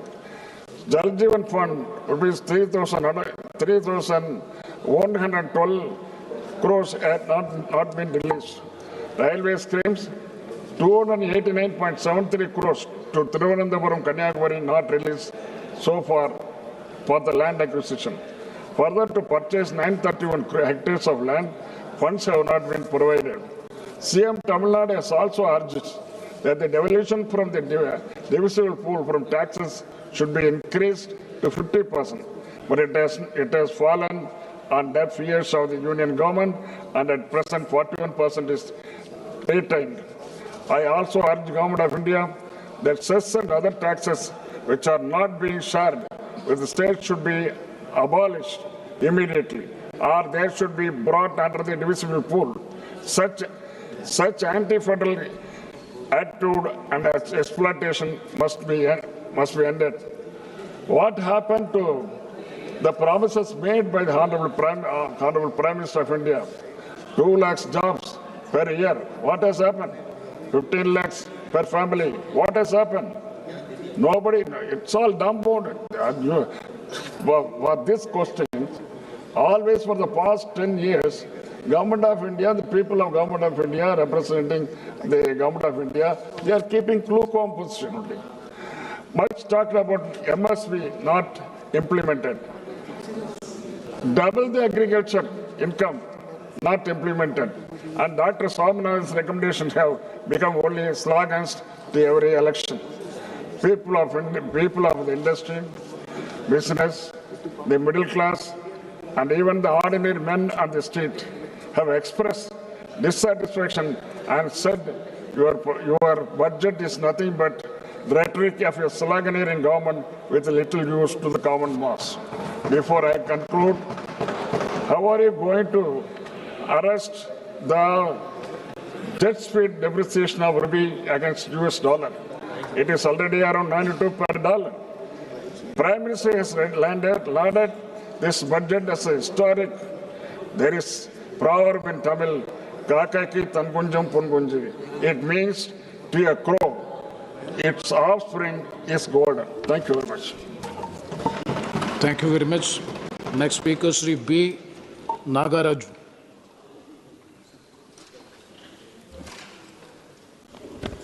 Respected Speaker, sir, మన గౌరవనీయ ప్రధానమంత్రి నరేంద్ర మోడీ గారి యొక్క దూరదృష్టి నాయకత్వాన్ని ప్రశంసిస్తూ 2026-2027 ఆర్థిక సంవత్సరానికి ముందు చూపుతో మరియు ఆర్థిక క్రమశిక్షణతో కూడినటువంటి కేంద్ర బడ్జెట్ను సమర్పించినటువంటి గౌరవనీయులైన ఆర్థిక మంత్రి నిర్మలా సీతారామన్ గారిని అభినందిస్తూ వికసిత్ భారత్ లక్ష్యంగా ఈ ఆర్థిక సంవత్సరపు బడ్జెట్ను 3 కర్తవ్యాల ఆధారంగా రూపుదిద్దుకుంది అధ్యక్ష. అందులో భాగంగా మొదటి అంశం వచ్చేసి ఆర్థిక వృద్ధిని వేగవంతం చేయడం, రెండవ అంశం వచ్చేసి సామర్థ్యాన్ని పెంపొందించడం, మూడవ అంశం సమగ్రాభివృద్ధిని నిర్ధారించడం. ఈ 3 అంశాల ఆధారంగా ఇది స్పష్టమైన మ్యాక్రో ఆర్థిక దిశను నిర్దేశిస్తూ ఉంది అధ్యక్ష. ఇకపోతే ఈ బడ్జెట్లో ముఖ్యంగా అధ్యక్ష నాన్ డెబిట్ రిసిప్ట్స్ కోసం 36.5 లక్షల కోట్ల రూపాయలను మరియు మొత్తం వ్యయంను 53.5 lakhs కోట్లను అంచనా వేయబడింది అధ్యక్ష. మూలధన వ్యయం వచ్చేసి 12.2 లక్షల కోట్లకు పెంచబడింది అధ్యక్ష, ఎన్నడూ లేని విధంగా. అంతేగాక ఇది వచ్చేసి ముఖ్యంగా ఈ బడ్జెట్లో మౌలిక వసతుల మరియు ఆధారిత వృద్ధికి ప్రభుత్వం యొక్క కట్టుబాటును చూపిస్తూ ఉంది అధ్యక్ష. ఇకపోతే ఆర్థిక లోటు వచ్చేసి జీడిపిలో 4.3% తగ్గించబడింది. రుణం మరియు జీడిపి నిష్పత్తి 55.6%కి తగ్గేలా అంచనా వేయబడింది అధ్యక్ష. ఈ సంఖ్యలన్నవి అభివృద్ధి మరియు ఆర్థిక క్రమశిక్షణ మధ్య సమతుల్యతను ప్రతిబింబిస్తా ఉన్నాయి అధ్యక్ష. ఇకపోతే అధ్యక్ష, ప్రతిపక్షాలు ఇంతసేపు వారి యొక్క స్పీచ్లో ఎంతసేపు కూడా గవర్నమెంట్ మీద నిందలు మోపుతూ బడ్జెట్ మీద ఇది చేస్తామో ఇది సరికాదు అధ్యక్ష. ఎందుకంటే భారత్ అనేది తయారీ రంగంలో మేక్ ఇన్ ఇండియాలో ఎస్పెషల్లీ వ్యూహాత్మక రంగాలకు పెద్దపీట వేయబడింది అధ్యక్ష. అందులో భాగంగా బయోఫార్మా శక్తి కోసం 10,000 కోట్ల రూపాయలను, మరియు ఎలక్ట్రానిక్స్ భాగాల తయారీకి 40,000 కోట్ల రూపాయలను, కార్బన్ క్యాప్చర్ సాంకేతికలకు 20,000 కోట్ల రూపాయలను, మరియు ఛాంపియన్ ఎస్ఎంఈల కింద 10,000 కోట్ల రూపాయల నిధిని ఈ బడ్జెట్లో ఏర్పాటు చేశారు అధ్యక్ష. ఇకపోతే అధ్యక్ష, ఇప్పుడున్నటువంటి ఆధునిక యుగంలో పాశ్చాత్య దేశాలతో పోటీ పడుతూ టెక్నాలజీని ఇప్పుడున్నటువంటి ప్రజలకు అవసరాల కోసం ఏ రోజుకి ఆ రోజు పోటీ పడుతూ ఈ బడ్జెట్లో 7 హైస్పీడ్ రైలు కారిడార్లను ప్రతిపాదించబడ్డాయి అధ్యక్ష. అంతేగాక 20 జాతీయ జల మార్గాలు అభివృద్ధి చేయబడుతున్నాయి అధ్యక్ష. మూలధన వ్యయం కింద చరిత్రాత్మక స్థాయిలో ఎన్నడూ లేని విధంగా ఉపయోగిస్తూ ఉన్నారు అధ్యక్ష. ఇకపోతే ఇది సాధారణ బడ్జెట్ కాదు అధ్యక్ష, ఇది నిర్మాణాత్మక సంస్కరణల బడ్జెట్గా భావిస్తున్నాను అధ్యక్ష. సరఫరా గొలుసులను మరియు బలోపేతం చేయడమే కాకుండా ఎగుమతులను పెంపొందించడం మరియు సూక్ష్మ మరియు మధ్య తరహా పరిశ్రమలను ప్రోత్సహించడంలో భాగంగా రైతులకు మద్దతు ధర ఇవ్వడంలో మరియు భారతదేశాన్ని గ్లోబల్ పోటీలో ముందుకు తీసుకెళ్లడంలో భాగంగా ముఖ్య ఉద్దేశంగా ఈ బడ్జెట్ను రూపొందించారని తెలియజేస్తా ఉన్నాను అధ్యక్ష. అధ్యక్ష, ఇప్పుడు ముఖ్యంగా మా ఆంధ్ర రాష్ట్రానికి ఈ బడ్జెట్ ఆంధ్ర రాష్ట్రానికి ఎలా ప్రయోజనం చేకూర్చిందో ప్రత్యేకంగా 2 విషయాల్లో ప్రస్తావించదలుచుకున్నాను అధ్యక్ష. 16వ ఆర్థిక సంఘం సిఫార్సుల మేరకు ఆంధ్రప్రదేశ్ రాష్ట్రానికి 64,320 కోట్ల రూపాయలను కేటాయించబడ్డాయి అధ్యక్ష. విభజిత ఆంధ్రప్రదేశ్లో రాష్ట్ర వాటా 4.21%గా పెరిగింది. ఇది రాష్ట్ర అభివృద్ధి అవసరాలను గుర్తించిన నిర్ణయంగా భావిస్తున్నాం అధ్యక్ష. ఎందుకంటే ఈ విషయంలో మేము గౌరవ నిర్మలా సీతారామన్ మేడం గారికి మరొకసారి ధన్యవాదాలు తెలియజేస్తున్నాను అధ్యక్ష. ఎందుకంటే ఈ విషయంలో dedicated rare earth permanent magnet కారిడార్ల ప్రకటన మరియు ఆంధ్రప్రదేశ్కు చారిత్రాత్మక అవకాశం కల్పించినటువంటి అవకాశం మరియు ఖనిజ సంపద ఉన్నటువంటి రాష్ట్రంగా మేము తవ్వకాల దశను దాటి విలువ ఆధారిత పరిశ్రమల వైపు అడుగులు వేస్తూ ప్రాసెసింగ్ మరియు పరిశోధన ఆధునిక తయారీ వైపు ముందుకు సాగుతున్న విధంగా పనిచేస్తూ ఉంది అధ్యక్ష. ఈ బడ్జెట్ అన్నది ఏపీలో వచ్చేసి అధ్యక్ష మాకు తీర ప్రాంతం అనేది సుదీర్ఘంగా ఉంది అధ్యక్ష. అందులో భాగంగా మత్స్య మరియు ఎగుమతులకు క్లస్టర్లకు మద్దతు ఎంతో ప్రయోజనం చేకూర్చే విధంగా ఈ బడ్జెట్ రూపొందించారు అధ్యక్ష. అంతేగాక డ్యూటీ ఫ్రీ దిగుమతుల పరిమితిని 1% నుంచి 3% వరకు పెంచడం వలన వ్యయం భారం తగ్గుతుంది అధ్యక్ష. అందులో భాగంగా భారతదేశ ఈజెడ్లో చేపల వేటకు ఇచ్చినటువంటి మద్దతు మా మత్స్యకారులకు ఆదాయం పెంపుకు దోహదపడుతుంది అధ్యక్ష. ఇకపోతే అధ్యక్ష, ట్రైబల్ ఏరియాలో భాగంగా అరకులోయలో సస్టైనబుల్ మౌంటైన్ ట్రైల్స్ను మరియు పులికాట్ సరస్సు యొక్క పరిసరాల్లో ఈ పక్షి వీక్షణ మార్గాలను ఆంధ్రప్రదేశ్కు పర్యావరణ పరంగా పర్యాటక పరంగా కేంద్రంగా నిలబడుతున్నాయి అధ్యక్ష. ఇవి కాక ఉపాధి అవకాశాలను పెంచడమే కాకుండా గిరిజన ప్రాంతాలకు మద్దతు ఇస్తూ ఉన్నట్టుగా ఈ బడ్జెట్లో కేటాయించారు అధ్యక్ష. ఇకపోతే ముఖ్యంగా అధ్యక్ష 600 కోట్లతో నైపుణ్య మరియు రూపాంతర పైలట్ కార్యక్రమంలో భాగంగా ఆంధ్రప్రదేశ్ ఎంపిక చేయడం చాలా గర్వంగా ఉంది అధ్యక్ష. ఎందుకంటే యువతకు పెద్ద అవకాశంగా మారుతా ఉంది అధ్యక్ష. ఇది మా యువత ఉద్యోగార్థులనే కాకుండా ఉద్యోగ సృష్టికర్తలుగా మార్చే దిశగా ఇది సహాయపడుతుందని తెలియజేస్తా ఉన్నాను అధ్యక్ష. ఇకపోతే అధ్యక్ష, మా ఆంధ్రప్రదేశ్కు ముఖ్యంగా ఈ బుల్లెట్ ట్రైన్లో భాగంగా హైదరాబాద్ టు చెన్నై టు బెంగళూరు ఈ హైస్పీడ్ కారిడార్ అనేటివి మా రాష్ట్రానికి చాలా చాలా ఉపయోగంగా ఉన్నాయి అధ్యక్ష. ఎందుకంటే ఈ హైదరాబాద్ టు చెన్నై అనే కార్యక్రమంలో భాగంగా మా అమరావతి అనేది టచ్ అవుతుంది అధ్యక్ష. ముఖ్యంగా ఈ బెంగళూరు టు హైదరాబాద్ అనే కార్యక్రమంలో మా సొంత పార్లమెంట్ అనేటువంటి కర్నూలు ముఖ్యంగా ఉంది కాబట్టి చాలా చాలా గర్వంగా ఉంది అధ్యక్ష. అంతేగాక ముఖ్యంగా ఈ బడ్జెట్లో అధ్యక్ష మాకు ఆంధ్రప్రదేశ్ జీవనాధారమైనటువంటి పోలవరం జీవనాధారం లాంటిది అధ్యక్ష. అది 2027 కల్లా కంప్లీట్ చేయాలనే కృతనిశ్చయంతో ఉన్నటువంటి ఆంధ్రప్రదేశ్ ప్రభుత్వానికి ఈ జలవనరుల శాఖకు ముఖ్యంగా అత్యధికంగా నిధులు కేటాయించేందుకు చాలా చాలా మరొకసారి ధన్యవాదాలు తెలియజేస్తా ఉన్నాను అధ్యక్ష. అంతేగాక అమరావతి నిర్మాణం అనేది మాకు స్టేట్ క్యాపిటల్ చాలా ఇంపార్టెంట్ అధ్యక్ష. ఆ స్టేట్ క్యాపిటల్ నిర్మాణంలో భాగంగా అర్బన్ డెవలప్మెంట్ అథారిటీకి పట్టణాభివృద్ధి శాఖ కూడా నిధులు పుష్కలంగా కేటాయించినందుకు నిర్మలా సీతారామన్ మేడం గారికి మరొకసారి ధన్యవాదాలు తెలియజేస్తా ఉన్నాను అధ్యక్ష. అంతేగాక ఈ బడ్జెట్ అనేది ఆంధ్రప్రదేశ్ను భారతదేశ అభివృద్ధి ప్రయాణంలో వ్యూహాత్మక భాగస్వామిగా గుర్తించింది అధ్యక్ష మా స్టేట్ను. ఇకపోతే అధ్యక్ష, మా ఆంధ్రప్రదేశ్ ముఖ్యమంత్రి వర్యులైనటువంటి గౌరవనీయ నారా చంద్రబాబు నాయుడు గారి యొక్క దూరదృష్టి నాయకత్వంలో ఆంధ్రప్రదేశ్కు ఈ కేటాయింపులు అన్నటివి వేగవంతమైన అభివృద్ధిగా మార్చగలవు. ఈ పెట్టుబడులను ముఖ్యంగా పరిశ్రమలకు మరియు ఏపీ యొక్క భవిష్యత్తును మార్చగలని చెప్పేసి భావిస్తున్నాం అధ్యక్ష. ఇకపోతే అధ్యక్ష, ఫైనల్గా ఇప్పుడు నా నియోజకవర్గమైన కర్నూలు పార్లమెంట్ గురించి 2 విషయాలు తెలియజేయాలని తెలుసు అధ్యక్ష. ముఖ్యంగా ఈ బడ్జెట్లో నా కర్నూలు పార్లమెంటుకు హైదరాబాద్ టు బెంగళూరు కారిడార్లో భాగంగా కర్నూలు పార్లమెంట్ అనేది మధ్య ప్రాంతంలో వస్తుంది అధ్యక్ష. మాకు చాలా సునాయాసంగా 2 రాష్ట్రాల మధ్యన 2 మెట్రోపాలిటన్ సిటీస్ మధ్యన మా కర్నూలు పార్లమెంటుకు ఈ బుల్లెట్ ట్రైన్ వస్తున్నందుకు చాలా చాలా గర్వంగా ఉంది అధ్యక్ష. అంతేగాక ఈ రోడ్ మినిస్ట్రీలో భాగంగా ఈ రోడ్ మినిస్ట్రీకి అత్యధికంగా డబ్బులు కేటాయింపులు జరిగినాయి అధ్యక్ష ఈ బడ్జెట్లో. అందులో భాగంగా మా కర్నూలు బళ్ళారి నేషనల్ హైవే వేయాలని చెప్పేసి కోరుకుంటున్నాను అధ్యక్ష. అంతేగాక ముఖ్యంగా అధ్యక్ష, గత బడ్జెట్లో మా కర్నూలు ప్రాంతంలో ఓర్వకల్కు ఇండస్ట్రియల్ నోట్ ఇచ్చినటువంటి ఘనత కూడా ఎన్డీఏ కూటమి అధ్యక్ష. అందులో భాగంగా మాకు పూర్వోదయ స్కీమ్ కింద ఆ ఓర్వకల్ హబ్లో ఇంటిగ్రేటెడ్ స్టీల్ హబ్స్ ఏర్పాటు చేయాలని చెప్పేసి కోరుకుంటున్నాం అధ్యక్ష. ఎందుకంటే మా అంతా వెనుకబడిన ప్రాంతం అధ్యక్ష.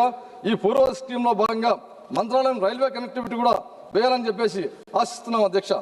అంతేగాక ముఖ్యంగా అధ్యక్ష, అటల్ భుజన్ యోజన కింద, ఎందుకంటే మా రాయలసీమ ప్రాంతం అంతా చాలా డ్రాట్ ఏరియా, ఆ ప్రాంతంలో గ్రౌండ్ వాటర్ డెవలప్ చేయాలంటే అటల్ భుజన్ యోజన పథకం కింద సెలెక్టెడ్ కాబట్టి మా జిల్లాకు ప్రత్యేకంగా నిధులు కేటాయించాలని చెప్పేసి కోరుకుంటున్నాను అధ్యక్ష. రెస్పెక్టెడ్ స్పీకర్ సార్, చివరిగా ముఖ్యంగా మా గౌరవనీయ చంద్రబాబు నాయుడు గారు ఆంధ్రప్రదేశ్ ముఖ్యమంత్రి వర్యుల యొక్క నాయకత్వంలో ఆంధ్రప్రదేశ్ రాష్ట్రం పరిపాలనా సామర్థ్యం మరియు సాంకేతిక దృష్టి మరియు సంస్కరణాత్మక పాలనలో నిరంతరం ముందంజలో నిలిచి ఉంది అధ్యక్ష. అలాగే ప్రధానమంత్రి నరేంద్ర మోడీ గారి యొక్క నాయకత్వంలోని కేంద్ర ప్రభుత్వం మరియు రాష్ట్ర ప్రభుత్వాల మధ్య సమన్వయం ఉన్నప్పుడు డబుల్ ఇంజన్ సర్కార్ ప్రజలకు స్పష్టమైన ఫలితాలని అందిస్తుందని చెప్పేసి తెలియజేసుకుంటూ, నాకు ఈ అవకాశం ఇచ్చినటువంటి స్పీకర్ గారికి మరియు నా కర్నూలు పార్లమెంట్ ప్రజలందరి తరఫున ధన్యవాదాలు తెలియజేస్తూ నా ప్రసంగాన్ని ముగిస్తున్నాను అధ్యక్ష. నమస్కారం అధ్యక్ష. Thank you very much. Next speaker, Sri Anil Desai ji. Thank you, Deputy Chair, sir.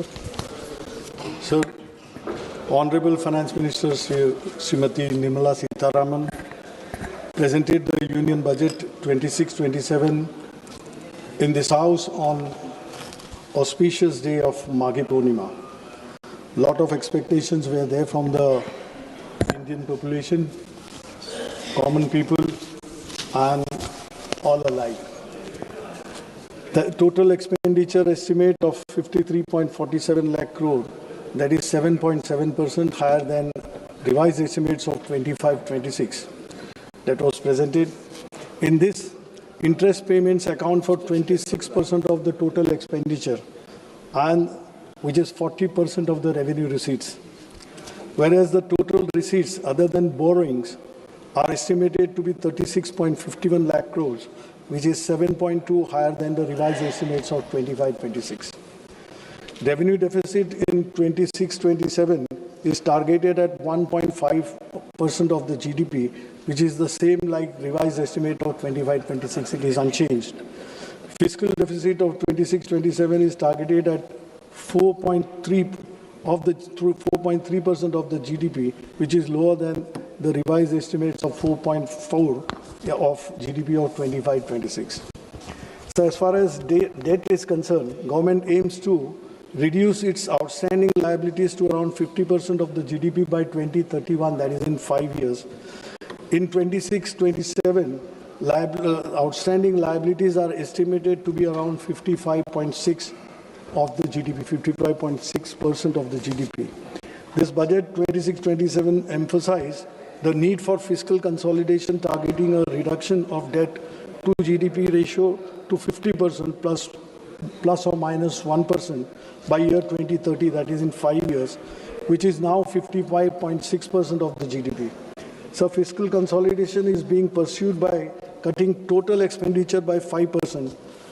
But no significant growth momentum is expected, with only 10.9% of the growth in capital expenditure in terms of GDP, there is no corresponding increase in capital expenditure. So there is marginal increase in union government revenue expenditure, which shows at 39.44 lakh from 25-26 revised estimate to 41.25 lakh crores in 26-27. That is a growth of around 4.5%. There is only a marginal increase in transfer towards centrally sponsored schemes, rising from 5.42 lakh crore in 25-26 to 5.49 lakh crore in 26-27. That is just an increase of 1.28%. So it is to be noted that Finance Commission grants have declined from 1.32 lakh crore in 25-26 budget estimates to 1.29 lakh crore in 26-27 budget estimates. So as far as revenue receipts are concerned, only marginal increase is there in revenue receipts from 34.30 lakh crore in 25-26 to 35.33 lakh crores in 26-27. That is rise of around 2.90%.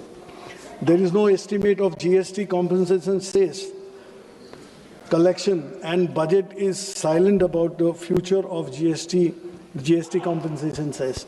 I think I would request Honorable Finance Minister to shed some light on this aspect, because we would like to know how the compensation cess stands and what is the future course of it.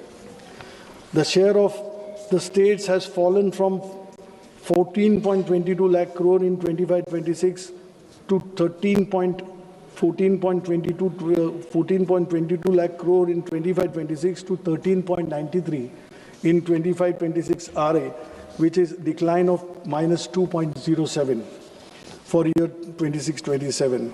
The estimated tax share to states in rupees 15.26 lakhs crore, which is only 7.3 higher than the previous year. Even after considering the 16th Finance Commission tax devolution, the centre's tax share to states amounts to 34.65 instead of which is mandated of 41%. 16th Finance Commission recommended state share in divisible pool at its present level of 41%. For horizontal devolution, there is a change in the criteria and weights from 15th Finance Commission. The major change is the criteria inclusion of contribution to GDP, that is 10% weightage is given, and demographic performance by each state. With regard to revenue deficit grants, the 16th Finance Commission has not recommended that the same be granted to the states. When states fall of revenue deficit, they try to get revenue deficit from something from the center to carry on with their projects like development or wherever it is needed. But this time around, Finance Commission has regretted, it has negatived the recommendation, which will put the stress on the states, because states are not able to generate any kind of significant revenue, as GST has already subsumed all taxes and there are hardly any avenues left for the center to generate a revenue of its kind. My state of Maharashtra contributes the maximum to the central exchequer. In recent years, we've seen, sir, that we've been contributing more than 5 lakh crore, 5 to 5.5 lakh crore to the central exchequer, but what we get in return is hardly around 3 lakh crore. Though Maharashtra CM, Sri Fadnavis, has said, and he has praised the entire budget, substantiating the facts that around 1 lakh crore will come to the state of Maharashtra, out of which 98,000 crores will be in the form of devolution or the tax returns what we'll be getting by it, and 12,000 crores for various projects which are there in Maharashtra, which have come up, that 26-27 allocations have been made for different projects. Now, Maharashtra is expected to receive close to rupees 1 lakh, but the basic thing, if we go by the budget, whatever has been stated by the CM and whatever has been praised, I mean, the reality is far from what the picture exists on the ground. the projects which have been funded or projects which have been allocated, good amount of, as far as infrastructure is concerned or urban projects are agenda, urban development projects are concerned, the projects which have been there in the pipeline, projects which have been initiated and which are in progress, they have been exorbitantly cost escalation has taken place. The overvaluation is being done, and it is favoring the contractors, which comes from the to the government, and it gives suspicion for a lie or for suspicion to raise our doubts as far as corruption is concerned in Maharashtra. So whatever projects which are there, Mumbai-Aurangabad high-speed rail, that is 6,103 crore has been provided for that corridor. Mumbai metro projects, 1,702 crore has been provided for that. Mumbai urban transport project, MUTP 3, 462 crores have been allocated. Now, green mobility projects in MMR region, that is Mumbai metropolitan region, 155 crores have been allocated. Intelligent transport system ITS on Samriddhi Mahamarga, that is 680 crores. Now these are, and Pune Metro Rail project, that is 517 crores. These projects which ought to have been completed by now, but it is not yet completed, that escalation is on, overvaluation is being done, and this non-completion is not only proving inconvenient to the people, but it comes as a hindrance in the progress of Maharashtra.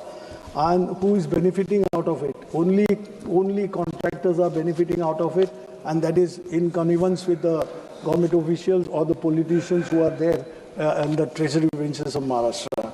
So these are the things, not leveling the charges, but this is what is seen by the people, felt by the people, and people feel that progressive state like Maharashtra, why it is taken backseat.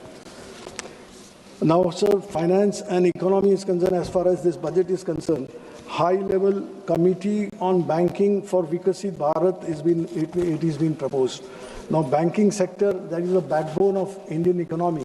Now, this public sector, which had the strength, yesterday only or today only in the papers it has come, that State Bank of India has registered a 31,000 crore profit in the last quarter.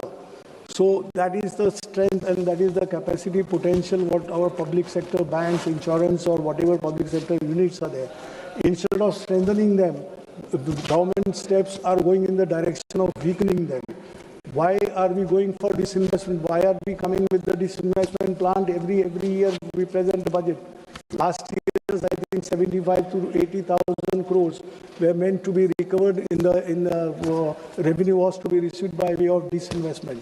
But what has happened? Not even 40,000 crores came our way.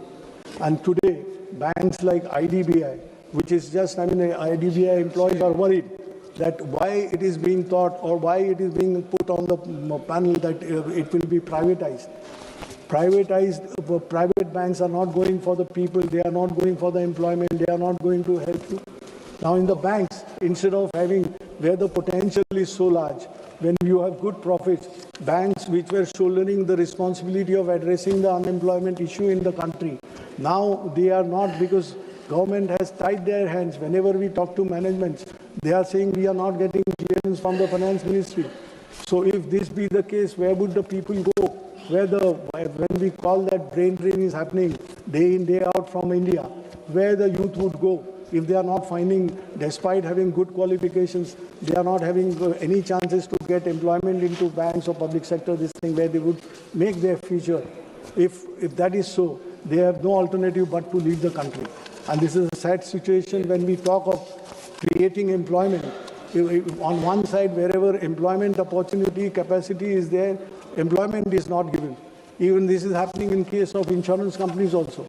Insurance companies who were doubted that one day all three general insurance companies were to be made one, or they were to be by way of disinvestment, they were to be decided. But now that, their solvency ratio and everything which has come up with the employees' hard work, now the government's stance is, fortunately, it has changed. But these are the things, which we need to look. labor and employment. What has happened to the labor code? Labor code has given, enough of opportunity, or it is one lopsided labor code is being developed, which is benefiting the employers, and there is absolutely no say for the employee, no say for the labor. Today, what is the situation? When we have started saying that gig economy, why it has come in this gig economy, people who are working, those poor who are working there, they are slogging day in, day out, all 24/7. Who are they? They are engineers, they are chartered accountants, they are lawyers. They are not getting that kind of employment. Self-profession is easy to say that you can give jobs to others. You have the capacity to give jobs to others, but when the question comes of sustenance, the job is required for the people who have gained some kind of qualification, which is not so. Where policy is going wrong, government needs to think over this and really think for the youth of the people. Now, skill training, many things are coming up, but where the things are going. So 2 minutes. Education. Now, government, with the new national education, new education policy, it has a lot of flaws.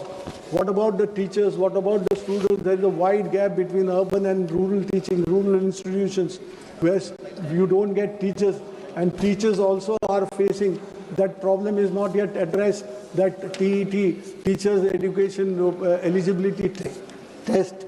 Those who joined as a teacher long back when this law wasn't there, even they are made to appear for that TET, Teachers Education Test. So this flaw should be removed so that the society is built, because teachers we look up to, that they educate the society. So as far as health is concerned, health, whatever provisions and allocations are there, they're not up to 2.5% as declared by the government, not provision of 2.5% to the GDP. Now, what is the situation in the state, my state of Maharashtra? If you see the plight of the government hospitals, no one would dare to go, no doctors, there is no medicine, patients are lying on there are no beds for patients to accommodate on the beds, they are lying on the corridors, and this kind of things which is happening not only in rural areas in the city like Mumbai also. Now, please try to conclude. One. And agriculture, we are giving a 10,000 crore credit line. Everything is spelled out. Everything is there on the paper. But what is the reality? The suicides which are becoming suicides has become a pattern. By the day, numbers are increasing in the state of Maharashtra. What is happening? Why it is happening? Pradhan Mantri Fasal Bima Yojana, really is it working? It is on the paper. Why, when a farmer is paid a claim of ₹3 and 6, you can imagine how that working is, what the formula is, who is formulated that, and what is the agencies doing, what are the people doing. And a poor farmer his dreams are finished. He has nothing to look up to, and they are finishing their lives because there is nothing, no tomorrow for them. So last but not the least, the main is Manrega. Now it is renamed as VBG Ramji.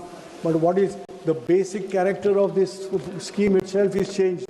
Now it is the government, if needed, the central government was funding 90% of it, 100% of it. But now if it is needed by the state would request the guarantee of days. We've shown that it is 100 it is extended from 100 to 125 days. What is the use of it? You have changed the character, killing the Manrega, killing the poor labor in the country. Yes, and thank you. To conclude, I'm just concluding, I would say that when we think that robots and AIs will be the future of tomorrow, Viksit Bharat, but see, government should ensure that people who are living human beings in India, they are taken care of before the AIs rule over. Thank you. Thank you very much. Next speaker, Sri Dileshwar Kamiti. Please. Dileshwar Kamiti.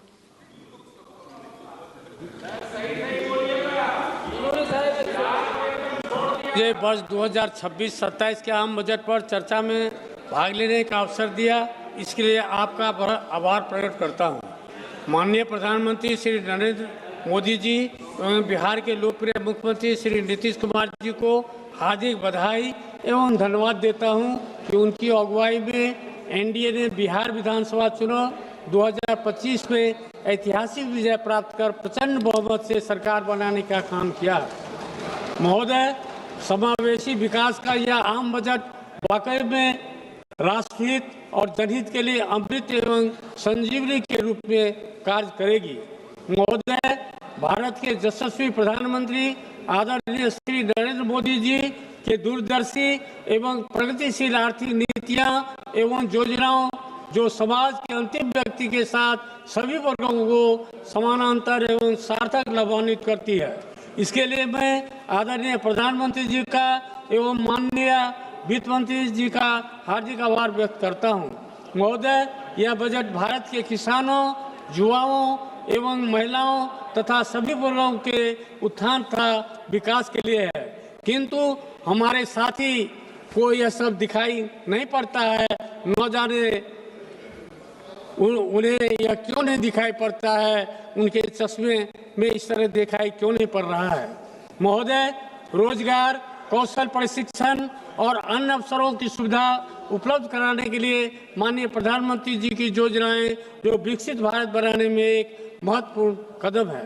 महोदय, प्रधानमंत्री जी ने किसान भाइयों के लिए कृषि में उत्पादकता और अनुकूलनीयता को प्राथमिकता देते हुए परिवर्तनकारी राष्ट्रीय सहकारिता नीति जैसी योजनाओं को कार्यान्वित किया है। महोदय, प्रधानमंत्री जी ने भारत के युवाओं के भविष्य को उज्जवल बनाने के लिए रोजगार और प्रशिक्षण को प्राथमिकता देते हुए रोजगार पाने वाले विनिर्माण क्षेत्र में रोजगार सृजन एवं नियोक्ताओं की सहायता जैसी योजनाएं शामिल किया है। महोदय, भारतीय अर्थव्यवस्था की विकास यात्रा को विकसित भारत के लक्ष्य प्राप्त करने के लिए समावेशिता के मार्गदर्शन प्रेरणा से ईंधन के रूप में हमारे सुधार का उपयोग कर कृषि, एमएसए, एमबी, निवेश और निर्यात जैसी 4 शक्तियां इंजन गति प्रदान कर रही है। यह बजट कृषि क्षेत्र समावेशी, संतुलित, उच्चतर समृद्धि और उत्पादकता की ओर अग्रसर है। युवाओं का सशक्तिकरण हमारी समृद्धि युवाओं को पर्याप्त रूप से साधन संपन्न करने और सशक्त बनाने पर निर्भर करती है।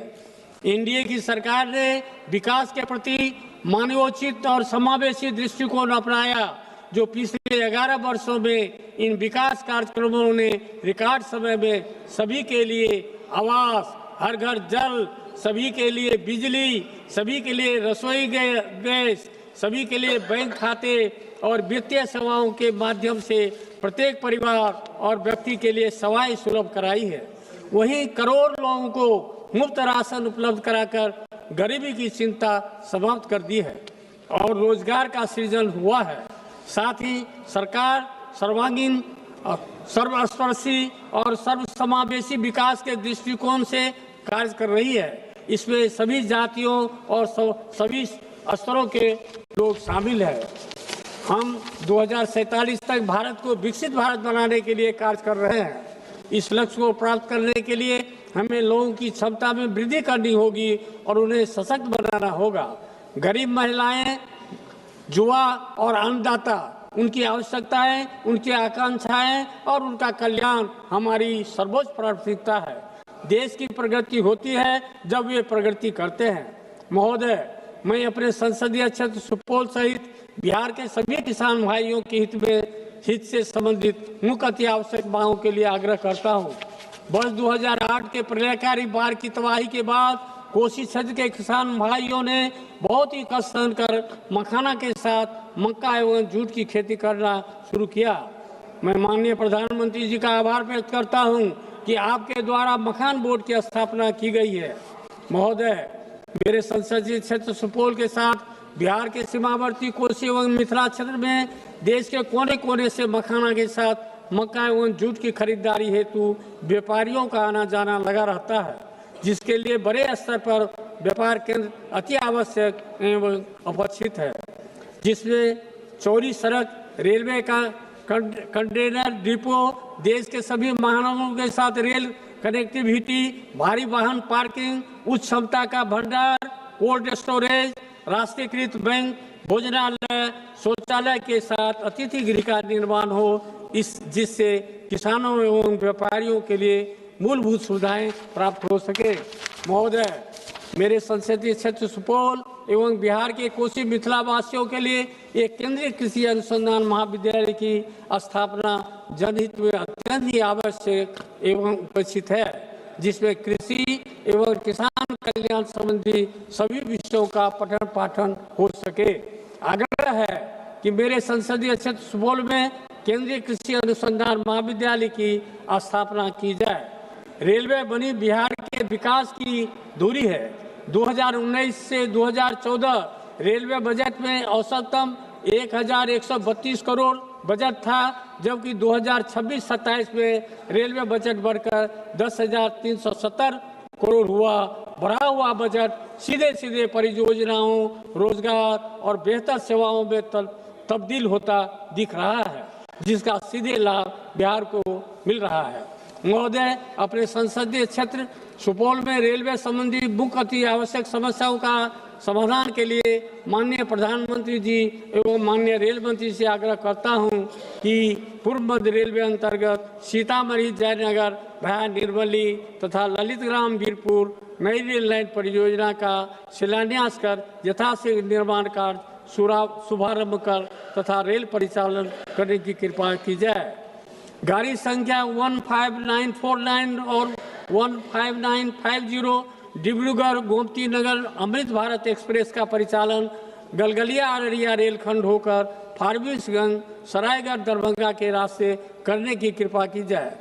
डिब्रूगढ़ से नई दिल्ली भाया कटिहार, बरौनी एवं भाया कटिहार हाजीपुर होकर 3 राजधानी ट्रेन का परिचालन किया जाता है। उन तीनों में से किसी एक राजधानी ट्रेन को नवनिर्मित गलगलिया अररिया रेलखंड होते हुए फारबिसगंज राघोपुर तथा दरभंगा के रूट से परिचालन करने की कृपा की जाए, जिससे बंगाल, बिहार तथा उत्तर प्रदेश के सीमावर्ती क्षेत्रों की जनता को इसका लाभ मिल सके तथा समय एवं दूरी भी कम होगी। छात्रों, युवाओं, किसानों, व्यापारियों तथा शिक्षा, स्वास्थ्य, बाजार, कोर्ट कचहरी की सुविधा के लिए पूर्व मध्य रेलवे के त्रिवेणीगंज से पटना भाया सरायगढ़ दरभंगा होते एक मेल एक्सप्रेस ट्रेन का परिचालन रात्रि में दोनों तरफ से किया जाए। साथ ही सुपौल से सियालदह कलकत्ता के लिए एक नई ट्रेन चलाई जाए, जिसे क्षेत्र के व्यापारियों तथा उस क्षेत्र के सीमावर्ती क्षेत्र के जनता को इसका लाभ मिल सके। बिहार राज्य के सुपौल जिला अंतर्गत NH 387 सुपौल से बरिया मंच होते हुए भया मरौना एवं मधेपुर होते हुए दरभंगा तक सड़क एवं उप सड़क के मध्य कोसी नदी में पुल का निर्माण करने की कृपा की जाए। अध्यक्ष महोदय, विकसित भारत के निर्माण के लिए देश के गरीब, युवा, नारी शक्ति और किसान सशक्त होंगे। सरकार इसके प्रति वचनबद्ध है। इन्हीं शुभकामनाओं के साथ मैं 2026-27 के आम बजट का समर्थन करते हुए बिहार के समस्त जनता एवं जनता दल यूनाइटेड की तरफ से धन्यवाद एवं आभार प्रकट करता हूं। धन्यवाद। धन्यवाद। श्री बजरंग सोनेवानी जी। मुझे आपने बोलने का मौका दे दिया। मैं एनसीपी शरद पवार पार्टी से हूं। आदरणीय शरद पवार साहब से कृपा से मैं ये सभागृह में हूं। मुझे बहुत खेदजनक बात ये बजट पे बात करते टाइम पे बोलना है कि महाराष्ट्र के वित्त मंत्री जो डेप्यूटी सीएम थे, उनका निधन 14 दिन पहले हो गया। इस सभागृह में सदस्य थे। पहले मैं उनको भावपूर्ण श्रद्धांजलि अर्पण करता हूं। और माननीय अध्यक्ष जी, मैं सन 2026-27 या अर्थसंकल्पावर बोलण्याची संधी दिल्याबद्दल आपले मनपूर्वक आभारी आहे। महोदय, यावेळच्या अर्थसंकल्पामध्ये सरकारचा कोणता स्पष्ट दृष्टिकोन, ठोस धोरण किंवा देशवासियांसाठी काहीतरी करण्याची ठाम इच्छाशक्ती दिसून येत नाही। हा अर्थसंकल्प घाईघाईत कोणताही सखोल विचार न करता जमिनीवरील वास्तव्याने समजून तयार करण्यात आलेला नाही। नेहमीप्रमाणे यालाही अर्थसंकल्प न म्हणता सरकारचा आणखी एक जुमला बजेट म्हणणे अधिक योग्य होईल। महोदय, मी या सभागृहापूर्वी काही महत्त्वाचे मुद्दे मांडू इच्छितो। मागील अर्थसंकल्पात मांडलेले मुद्दे यावेळेस केवळ रंगरंगटी करून नव्या स्वरूपात पुन्हा सादर करण्यात आलेले आहेत। महोदय, माननीय अर्थमंत्री महोदयांनी सुधार एक्सप्रेस या संकल्पनेची मोठ्या गाजावाजात घोषणा केली आणि सरकारने 350हून अधिक सुधारणा केल्याचे सांगितले. मात्र 350 सुधारणा नेमक्या कोणत्या याचा तपशील देण्यात आलेला नाही. जीएसटी सोडल्यास कोणताही ठोस सुधारणा झाली हे स्पष्ट होत नाही. जीएसटी सारखा विषय गोरगरिबांना लुटण्याचा विषय जीएसटी मध्ये होतो. जीएसटी मध्ये बरेच काही बदल केले, हे बदल सुद्धा चुकीच्या पद्धतीने आहेत असं माझं मत आहे. महोदय, जीएसटी बाबत सांगायचे झाले तर हा कर घाईघाईत रात्री 12 वाजता घंटा नाद करत लागू करण्यात आला. विरोधकांनी वारंवार सूचित केले ही सर्व संबंधित चर्चा करून विचारपूर्वक हा कर लागू करावा, पण सरकारने कोणतीही सूचना मान्य केली नाही. आज सरकार स्वतःच्या चुकीच्या निर्णयामुळे निर्णय झालेल्या अडचणी दुरुस्त करण्याचा प्रयत्न सुधार एक्सप्रेस या नावाखाली करत आहे. माझा सरकारला थेट प्रश्न आहे की तुमच्या चुकीच्या जीएसटी धोरणामुळे ज्या व्यापाऱ्यांचं, उद्योजकांचं आणि सामान्य नागरिकांचं नुकसान झालं त्या सर्व लोकांना सरकार नुकसान भरपाई देणार आहे का? महोदय, एमएसएमई क्षेत्रासाठी दरवर्षी आश्वासने दिली जातात, पण वास्तव असे आहे की काही सरकारच्या काळात लघु मध्यम उद्योग दिवसेंदिवस अडचणीत सापडत आहेत. अनेक छोट्या उद्योग बंद पडण्याच्या मार्गावर आहेत. त्यांना वाचवण्यासाठी सरकारकडे कोणते स्पष्ट धोरण नाही. सरकार याच्यासाठी कुठलीही पावले उचलत नाही. त्याच्यामुळे उद्योजक अडचणीत येत आहेत. आपल्या देशातील उद्योजक सक्षम आहेत, पण सरकारच्या चुकीच्या धोरणामुळे ते आज अडचणीत सापडलेले आहेत.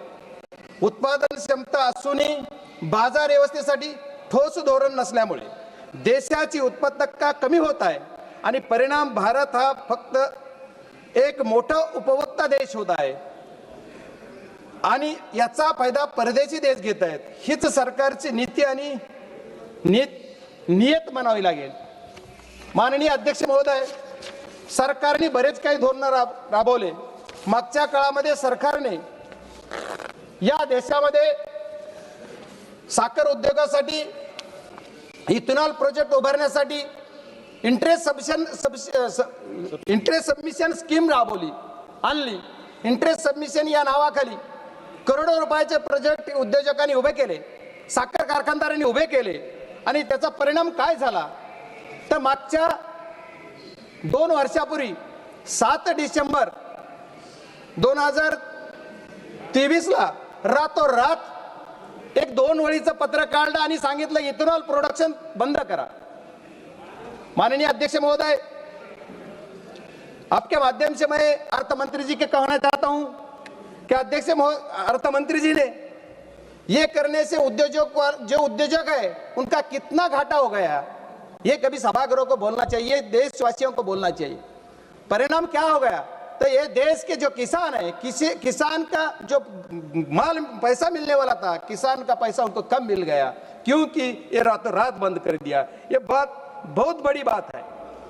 इथेनॉल प्रोजेक्ट 200, 400, 500 करोडचे उभे केले आणि 500 करोडचे इथेनॉल प्रोजेक्ट उभे केले तर त्याचा इंटरेस्ट सबमिशनची जी स्कीम आहे त्याच्या ती बंद तर झालीच, पण त्यांचं जे इंटरेस्ट सबमिशनचं जे पैसे आहेत जे सरकारनं वाटायची हमी दिली 2-2, 3-3 वर्ष त्यांचे पैसे मिळत नाहीत. ही सरकारची नियत उद्योजक संपवायची आहे असं माझं मत आहे. त्याच्यामुळे सरकारने त्याच्यावर सुद्धा काहीतरी ठोस पाऊल उचलला पाहिजे. एवढंच नाही तर किसान जे ऊसाचे शेतकरी आहेत, ऊस उत्पादक शेतकऱ्यांसाठी साखरला MSP लागू करायची. दरवर्षी FRP वाढली जाते पण MSP वाढत नाहीये. जर FRP तुम्ही दरवर्षी वाढवता खूप आनंदाची गोष्ट की शेतकऱ्याला FRP पण पैसा मिळाला पाहिजे, पण साखरेची MSP कोण वाढवणार? सरकारला आपल्या माध्यमातून मी एवढीच विनंती करणार आहे की तुम्ही MSP पण वाढवा. आज या कृषी प्रधान देशामध्ये ऊसाची शेती असो, आलूची शेती असो, गव्हाची शेती असो, बटाटा असो, सगळ्या शेतकऱ्यांना MSP दिली पाहिजे. ही काळाची गरज आहे, पण हे सरकार MSP देत नाही. ही दुर्दैव आहे. आणि सरकारने सांगितलं कृषी प्रधान देशामध्ये की आम्ही शेतकऱ्यांचं उत्पन्न दुप्पट करू, पण शेतकऱ्याचं उत्पन्न दुप्पट न होता निमपटीवर येते. याच्यासाठी सरकारने ठोस निर्णय घेतला पाहिजे अशी माझी सरकारला विनंती. महोदय, या अर्थसंकल्पात व्यापाऱ्यांना पुन्हा कर्ज घेण्याचा सल्ला देण्यात आला. याचा अर्थ सरकारला प्रत्येक व्यापारी कायम कर्जाच्या ओझ्याखाली राहावा असं वाटतंय. महोदय, बनारस पाटणा येथे जलमार्गावरील जहाज दुरुस्ती कारखान्याची घोषणा करण्यात आली, मात्र नद्यामधील पाण्याची पातळी कमी असल्याने हे जलमार्ग प्रकल्प आधीच अपयशी ठरत असताना अशा घोषणा कितपत व्यावहारिक आहेत, यात हाच प्रश्न मला पडतो. महोदय, आरोग्य क्षेत्रावर बोलताना आरोग्य क्षेत्राबाबत मोठमोठ्या घोषणा केल्या जातात, पण आजही देशातील अनेक रुग्णालयामध्ये पुरेसे डॉक्टर नाहीत, नर्सेस नाहीत, कर्मचारी नाहीत आणि आवश्यक उपकरणाची कमतरता आहे. विद्यमान आरोग्य पायाभूत सुविधाकडे सरकारचे लक्ष आहे असं वाटत नाही. कारण माझ्याच मतदारसंघातील बीड जिल्ह्यातील अंबाजोगाई येथे स्वामी रामानंद तीर्थ ग्रामीण रुग्णालय वैद्यकीय महाविद्यालय हे 5 ते 6 जिल्ह्यांमध्ये एकमेव आधार आहे. दररोज जिथं 2,500 ते 3,000 रुग्ण ओपीडी साठी येतात, पण तिथे आजही डॉक्टर, स्टाफ, नर्सर, कर्मचारी यांची आवश्यकता असून व उपकरणे तीव्र कमतरता आहे. त्याच्यामुळे सरकारने नवीन घोषणा करण्याऐवजी आधी उपलब्ध असणाऱ्या पायाभूत सुविधा सक्षम कराव्यात अशी मागणी मी या सभागृहाच्या माध्यमातून माननीय अर्थमंत्र्यांच्या माध्यमातून सरकारला विनंती करतो की माझ्याकडं हे जे माझ्या जिल्ह्यामधलं रुग्णालय आहे, या वैद्यकीय महाविद्यालयामध्ये ज्या पूर्वी 50 विद्यार्थ्यांचा स्टाफ होता त्याची मर्यादा वाढवली, 50चे 100 केले, 100चे 150 झाले, पण स्टाफ मात्र जे नर्सेस डॉक्टर्स जे आहेत ते फक्त 50 प्रमाण आहेत. आज 150 संख्या जर झाली असली विद्यार्थ्याची आणि ओपीडी पहिली जिथं 500 होती तिथं आता 5,000 ओपीडी झाली, पण तिथला तुमचा जो स्टाफ आहे ते वाढत नाही. त्याच्यामुळे औषधाची कमतरता आहे. त्या समितीचा अध्यक्ष पण मी जिल्ह्यात आहे, पण त्या समितीचा अध्यक्ष असताना सुद्धा मला तिथं सांगितलं जातं की औषधं नाहीत. याच्यासाठी सुद्धा सरकारनं गांभीर्यानं बघितलं पाहिजे असं मी सरकारला विनंती करतो. या अर्थसंकल्पातील सर्वात हास्यास्पद बाब म्हणजे शहरी आर्थिक क्षेत्र क्रमांक 39 तब्बल 11 वर्षांनंतर सरकारला टियर 2 व टियर 3 शहरी देशाच्या प्रगतीत योगदान देऊ शकतात हे कळले. याचा अर्थ गेली 11 वर्षे नागरिकांना शहरी नागरिकांना दुय्यम दर्जाची वागणूक देण्यात आली, हीच सरकारची अप्रत्यक्ष कबुली आहे. महोदय, माझा जिल्हा तसा विचार केला किंवा मी ज्या जिल्ह्यातून येतो तो जिल्हा ग्रामीण भागात आहे. महोदय, माझ्याकडे माझी जी ओळख आहे कि किसान का बेटा बोल के मेरी पहचान है, इसलिए मैं रिक्वेस्ट करता हूं सर की शेतकऱ्यांना न्याय मिळाला पाहिजे. कृषी प्रधान देशामधल्या माझ्या शेतकऱ्यांना न्याय मिळाला पाहिजे ही माझी मागणी. काजू आणि चंदन अशा सर्व चर्चेला उल्लेख अर्थसंकल्पात करण्यात आला. काजू हा सर्वसामान्यांच्या आवाक्याबाहेर आहे आणि चंदन उत्पादक दक्षिण भारतातील शेतकरी आपल्या मालाच्या विक्रीसाठी त्रस्त आहेत. ही किती लाजिरवाणी घटना आहे की आपल्याला जे तुम्ही लावायला सांगताय, प्रोत्साहन देताय आणि परत पुन्हा माल विक्रीला तुम्ही चालना देत नाही किंवा माल घेत नाही, ही अत्यंत खेदजनक बाब आहे. माननीय महोदय, माझा जिल्हा ग्रामीण आहे, माझा मतदारसंघ ग्रामीण भागाचा येतो. ग्रामीण भागाच्या ह्याच्यासाठी आपण जर विचार करायचा झाला तर आमच्याकडे आमच्या महाराष्ट्राचे मुख्यमंत्री महोदयांनी 14 ते 19 या काळामध्ये सरकार होतं त्यांचं, त्यावेळेस त्यांनी वॉटर ग्रेड ही योजना मी माझ्या बीड जिल्ह्यासाठी आणेल अशी एक घोषणा केली. पण आज तब्बल 11 वर्ष झालं तरी पण काहीही नाही. माझ्या या जिल्ह्यासाठी वॉटर ग्रेड नाही, पण आहे त्या प्रोजेक्ट मधून पाणी द्या. गावोगाव ते पाणी आलं पाहिजे. माझं उजनी धरणातलं पाणी आमच्या मांजरा धरणात आला पाहिजे, मांजरा धरणाचं पाणी जिल्ह्यात फिरलं पाहिजे. याच्यासाठी लागणारा निधी माननीय अर्थमंत्र्यांनी या बजेटमध्ये माझ्या जिल्ह्याला द्यावा ही माझी विनंती आहे. महाराज अध्यक्ष महोदय, लखपती दीदी योजना केवळ निवडणुकी पुरती केंद्रीय घोषणा ठरली आहे. देशातील महिलांच्या सुरक्षेचा प्रश्न मात्र अजूनही त्यासाठी सरकारचं कोणतंही ठोस पाऊल नाहीये, कुठलं धोरण नाही. महिलांसाठी अन्याय, महिलांसाठी अत्याचार, दर दिवस रेप्स एवढे प्रकार घडतात, सरकार त्यांना कुठं ठोस असा निर्णय घेऊन त्यांना संरक्षण देत नाही. महोदय, एवढेच नाही तर सरकारच्या बऱ्याच योजना आहेत. आता अर्थमंत्री गेलेत, मला त्यांना विचारायचं आपल्या माध्यमातून की सरकारची PMGSY म्हणजे ग्रामीण विकास या अर्थसंकल्पात प्रचंड कमतरता आहे. सर 2 मिनिट में कंक्लूड करता हूं प्लीज. PMGSY नावाची योजना जी सरकारची आहे, या PMGSY योजनेचा टप्पा 3 एकाही कामाला मंजुरी नाही आहे. आज 2 वर्ष मी खासदार होऊन झाले, एकाही कामाला मंजुरी नाही. 1 single work, no sanction. Sir इसलिए मैं कहता हूं कि सब जल्द से जल्द ये देना चाहिए.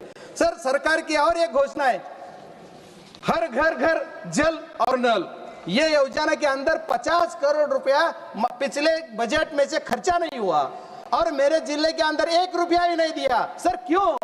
अगर 50,000 करोड़ तुम्हारा टैक्स होता है और मुझे 1 रुपया ही नहीं मिलता, ये खेदजनक बात है, क्योंकि अपोजिशन वाला एमपी है बोल के नहीं दिया क्या? ऐसा मेरा सवाल सरकार से है, मेरा रिक्वेस्ट है सर 2 मिनट मेरा समय है मेरे पार्टी का, उतना दे दीजिए प्लीज। और सर मेरे जिले के अंदर टेक्नोलॉजी पे आप बोल रहे 21 भारत, अभी क्या क्या करना है? भारत 1 नंबर पे लाना है, कौन से टाइप पे लाना है सर? ये टेक्नोलॉजी के क्षेत्र में मेरे अर्थ संकल्प है, इसमें मेरा जो जिला है, जिले के अंदर sir 2 minute sir please 2 minute.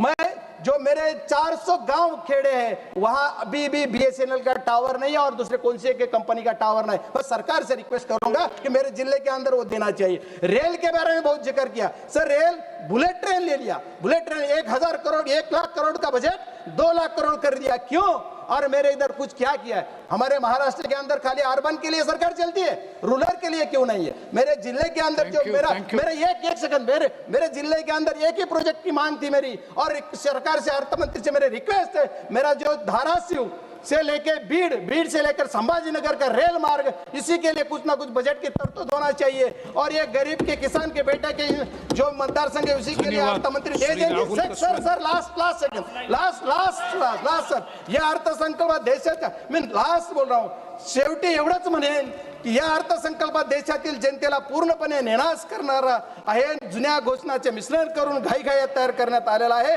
अर्थसंकल्प। आम्हाला या गोष्टीतून काहीच मिळणार नाही। मी माझ्या सर एक लफ्ज खाली एक सरकार के लिए धन्यवाद अध्यक्ष महोदय, धन्यवाद अध्यक्ष महोदय। मैं आज आपका धन्यवाद देता हूं, आपने मुझे बजट पे बोलने का मौका दिया है। अध्यक्ष महोदय, तथ्यों के साथ खड़ा हुआ हूं, सुर्खियों के साथ नहीं। सरकार के अपने ऑडिट खाते, बजट, व्यक्तित्वों और संसदीय उत्तरकों के साथ जब इन्हें एक साथ पढ़ा जाता है तो एक पैटर्न साफ दिखता है कि घोषणाएं आगे दौड़ती हैं, नतीजे पीछे रह जाते हैं और जवाबदेही सदे हुए शब्दों की ओट में गायब हो जाती है। अध्यक्ष महोदय, यूनियन बजट 2025-26 में आकर समाप्त होते होते हम सरकार ने फ्लैगशिप स्कीमें, बड़ी बड़ी हेडलाइंस एलोकेशन के जरिए बार बार बेचने की कोशिश करी। पिछले कितने बजटों को चेक करेंगे तो हर बार कुछ न कुछ बजट में नया आता है, पर कोई कंपैरेटिव उसका कोई चार्ट नए पार्लियामेंट में कभी पेश हो पाता है कि क्या स्कीमें लॉन्च हुई और उनका आज पब्लिक एट लार्ज में, फील्ड में उनका क्या इम्पैक्ट रहा है। लेकिन मैं आपको एक स्टार्टिंग शुरुआत करनी चाहूँगा पीएम पोषण स्कीम के साथ में। एक भारत सरकार की बेहतरीन प्रोग्राम ना, अच्छा है, पोषण को हम इम्प्रूव करना चाहते हैं और अच्छा एक जिसका गवर्नमेंट ऑफ इंडिया के एक ऑफिशियल अगर आप डैशबोर्ड भी चेक करो तो 21-22 के अंदर इस प्रोजेक्ट के इस स्कीम के लिए जो बजट एस्टीमेट थे वो 11,500 करोड़ पे थे, जबकि एक्चुअल एक्सपेंडिचर 10,000 करोड़ के आसपास ही हुआ। फिर 23-24 में ये 11,600 करोड़ बढ़ा दिया गया, एक्चुअल एक्सपेंडिचर 8,400 करोड़ हुआ।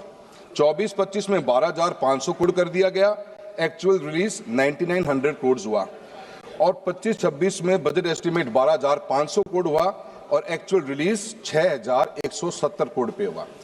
सर अध्यक्ष महोदय, मैं कहना चाहता हूं कि सरकार स्कीमों के साथ में जब बजट एस्टीमेट अनाउंस करती है, रिवाइज एस्टीमेट होते हैं मिड ऑफ द ईयर के अंदर, वहां आधा दम तोड़ जाता है और जब ये एक्चुअल में लागू होती हैं तो इनकी हालत और भी दयनीय हो जाती है। और ऐसा ये नहीं कि किसी एक स्कीम के साथ है, अनेकों स्कीम के साथ में है।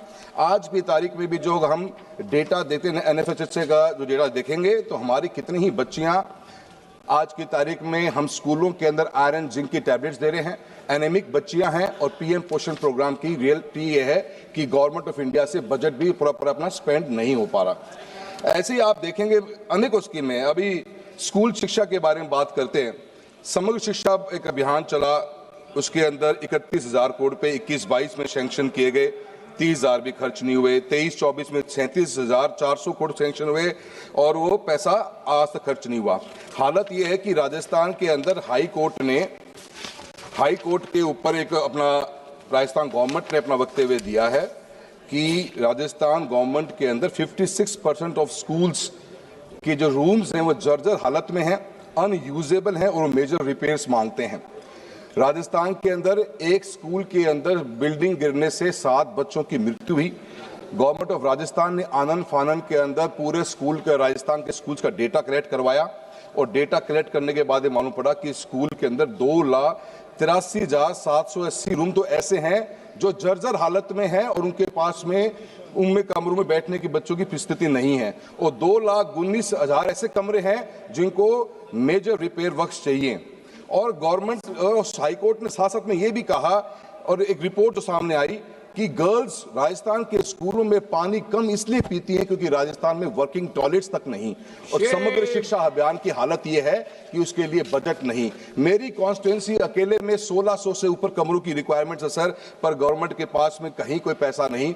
स्टेट सब्जेक्ट सेंट्रल सब्जेक्ट के ऊपर बात घूमती रह जाती है। ऐसे कितने स्कूल हैं सर, चूरू लोकसभा क्षेत्र से आता हूं, 50 डिग्री का टेम्परेचर टच करता है, आज भी बच्चे बाहर पेड़ के नीचे पढ़ने को मजबूर हैं, पर सरकार के पास में विकसित भारत के विजन के अंदर बच्चों के लिए कोई विजन नजर नहीं आता कि कैसे ये बच्चे पढ़ेंगे, कैसे ये बच्चों के स्कूल की प्रॉपर रूम्स मिलेंगी। ये हालत समग्र शिक्षा अभियान की है।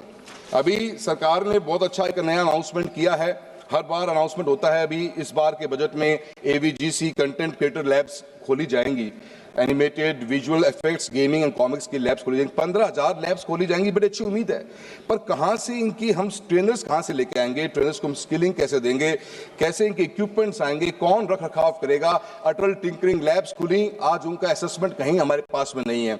अनाउंसमेंट के बाद में अनाउंसमेंट है, पर कहीं भी ये चीज समझ में नहीं आता कि कैसे स्कूली शिक्षा के अंदर आगे बढ़े। सर, राजस्थान के अंदर हालत तो ये है कि आज की तारीख में मेरी कॉन्स्टिट्यूंसी में 83% स्कूल्स में हम बच्चों को आर्ट्स पढ़ा रहे हैं, मात्र 17% ऑफ स्कूल्स गवर्नमेंट स्कूल्स में सिर्फ साइंस और कॉमर्स है। उन 17% स्कूलों में से 53% स्कूलों के पास में कोई वर्किंग लेबोरेटरीज नहीं है।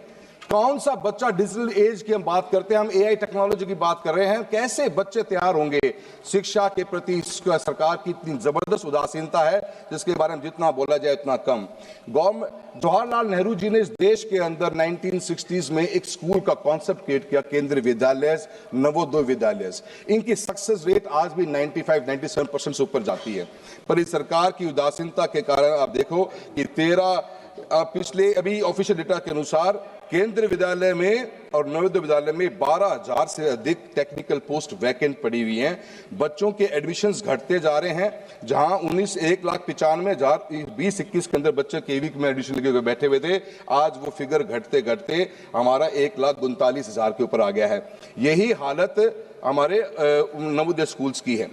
मेरा प्रधानमंत्री कौशल विकास योजना के बारे में बात करी, उनकी स्थिति क्या है?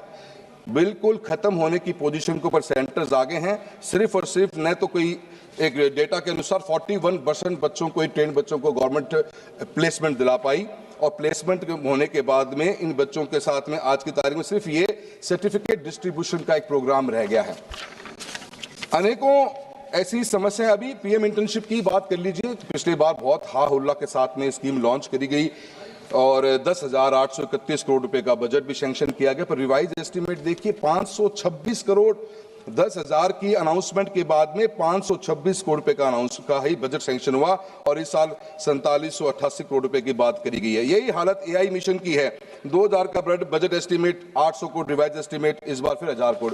तो शिक्षा के प्रति सरकार की उदासीनता, और मैं ये मानता हूं कि मैं सरकार से निवेदन भी करना चाहूंगा, वित्त मंत्री महोदय बैठी हुई हैं, मैम, स्कूल एजुकेशन में हमारे कॉन्स्टिट्यूएंसीज राजस्थान जैसे में बहुत समय बाद में एनरोलमेंट्स बहुत बड़े हैं, but we are lacking basic infrastructure and the basic infrastructure needed to be funded by someone. As a मैं पार्लियामेंट्री अपनी कॉन्स्टिट्यूएंसी में घूम रहा हूं, तो एक ही डिमांड है स्कूल में रूम्स की। रूम्स लाए कहां से? 1800 रूम्स की रिक्वायरमेंट मेरी कॉन्स्टिट्यूएंसी में है, पर there is no way out. State के पास पैसा नहीं, सेंटर पे आते तो स्कीम नहीं।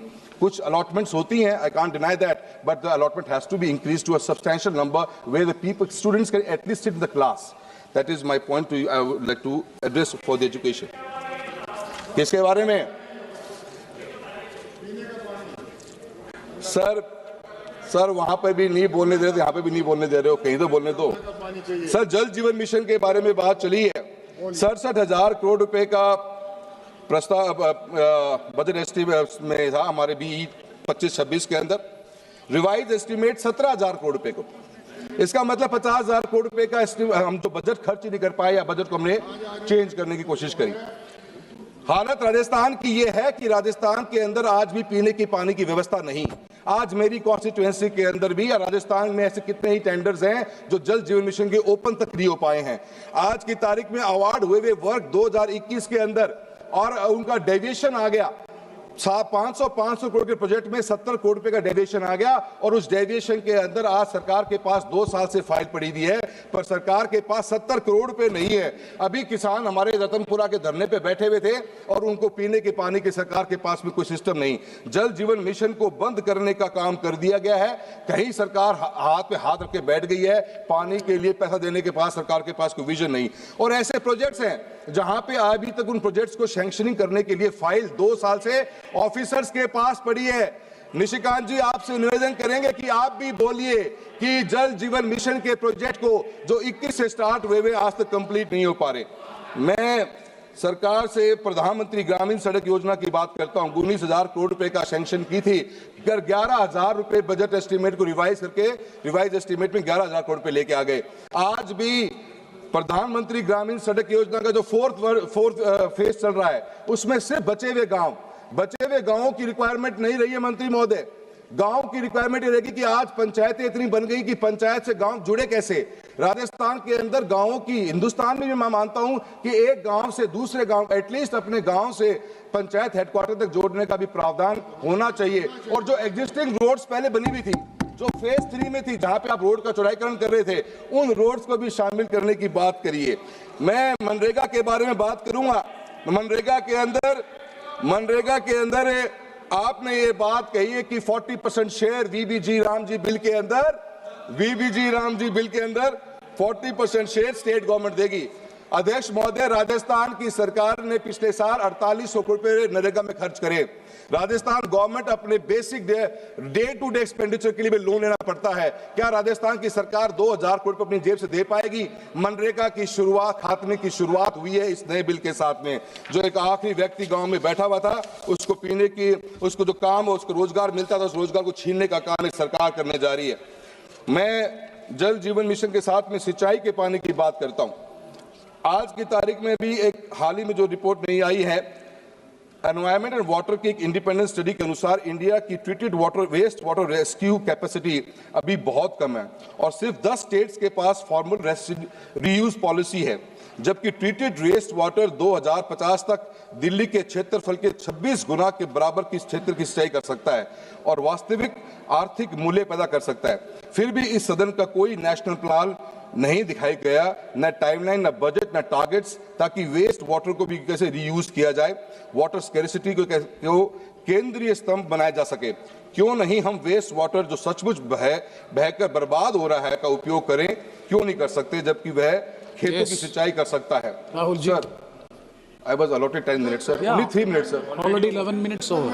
Sir, another 2 minutes, sir.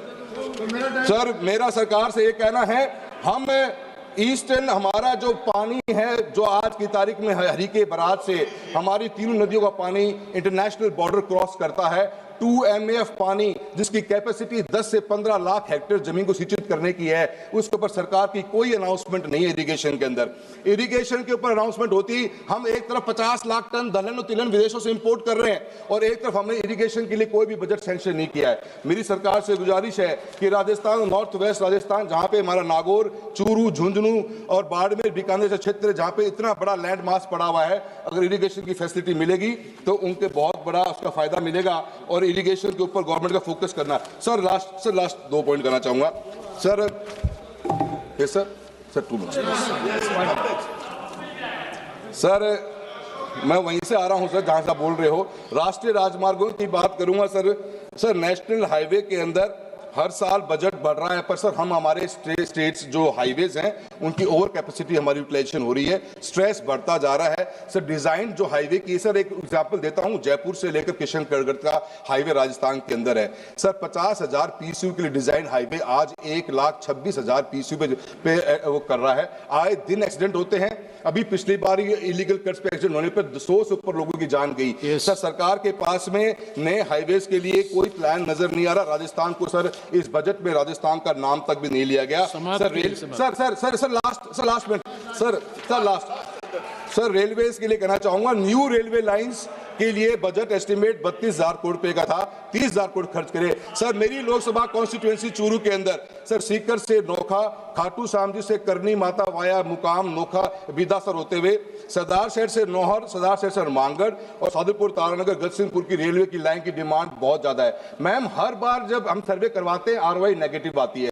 Rajasthan में फ्रेट नहीं है, so there has to be some viability gap funding kind of stuff Rahul ji, next speaker Shrimati दी। मैं आखिर में sir Last sentence. Sir please sir आपने बिल्कुल बोलने नहीं दिया सर। बोल दे भाई, अब बोलिए ना सर। ये सर निशिकांत जी हमेशा डिस्टर्ब करते हैं सर, सभी को करते हैं, आप मुझे भी कर रहे हैं सर। डॉक्टर साहब बैठिए, डॉक्टर साहब बैठिए। सर वादों की दुकान सस्ती रही हर साल, पर गरीब की थाली रही खाली की खाली। कागज पर चमकते हजार, कागज पर सपने चमकते हजार, जमीन पर मगर सिसकता परिवार। पिछले बजट के हिसाब नहीं और इस बजट पर विश्वास नहीं। राजस्थान का हिस्सा नहीं तो विकसित भारत सिर्फ एक नारा है और एक नारा ही रहेगा। धन्यवाद। Madam ji Purandeswari ji.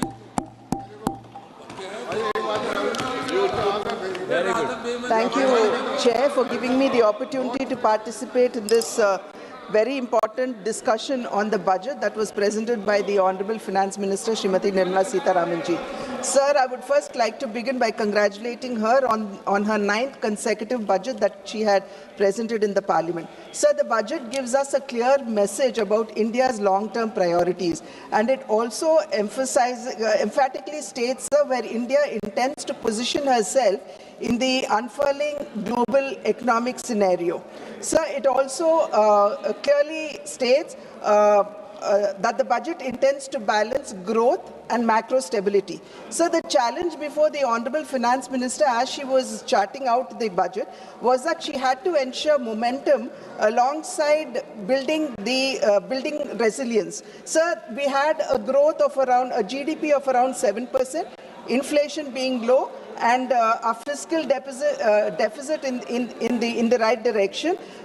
This was the momentum that was there in the country, sir, but we needed to build our resilience against the global trade, which was in a flux. Sir, the fiscal deficit of 4.3%, which is marginally lower than the 4.4%, only emphasizes that the focus of the finance minister has been on continuity rather than ambition.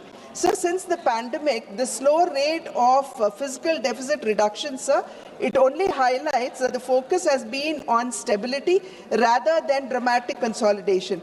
With the global uncertainty looming large and also the rupee under pressure, the budget, sir, that was presented is nothing short of prudent macroeconomics. Sir, above all of this, the real story is in the increase of allocation for capex at 12.2 lakh crores as against the 11.2 lakh crore, which is about 4.4% of the GDP. And this clearly underlines, sir, that the focus is on investments rather than consumption subsidies.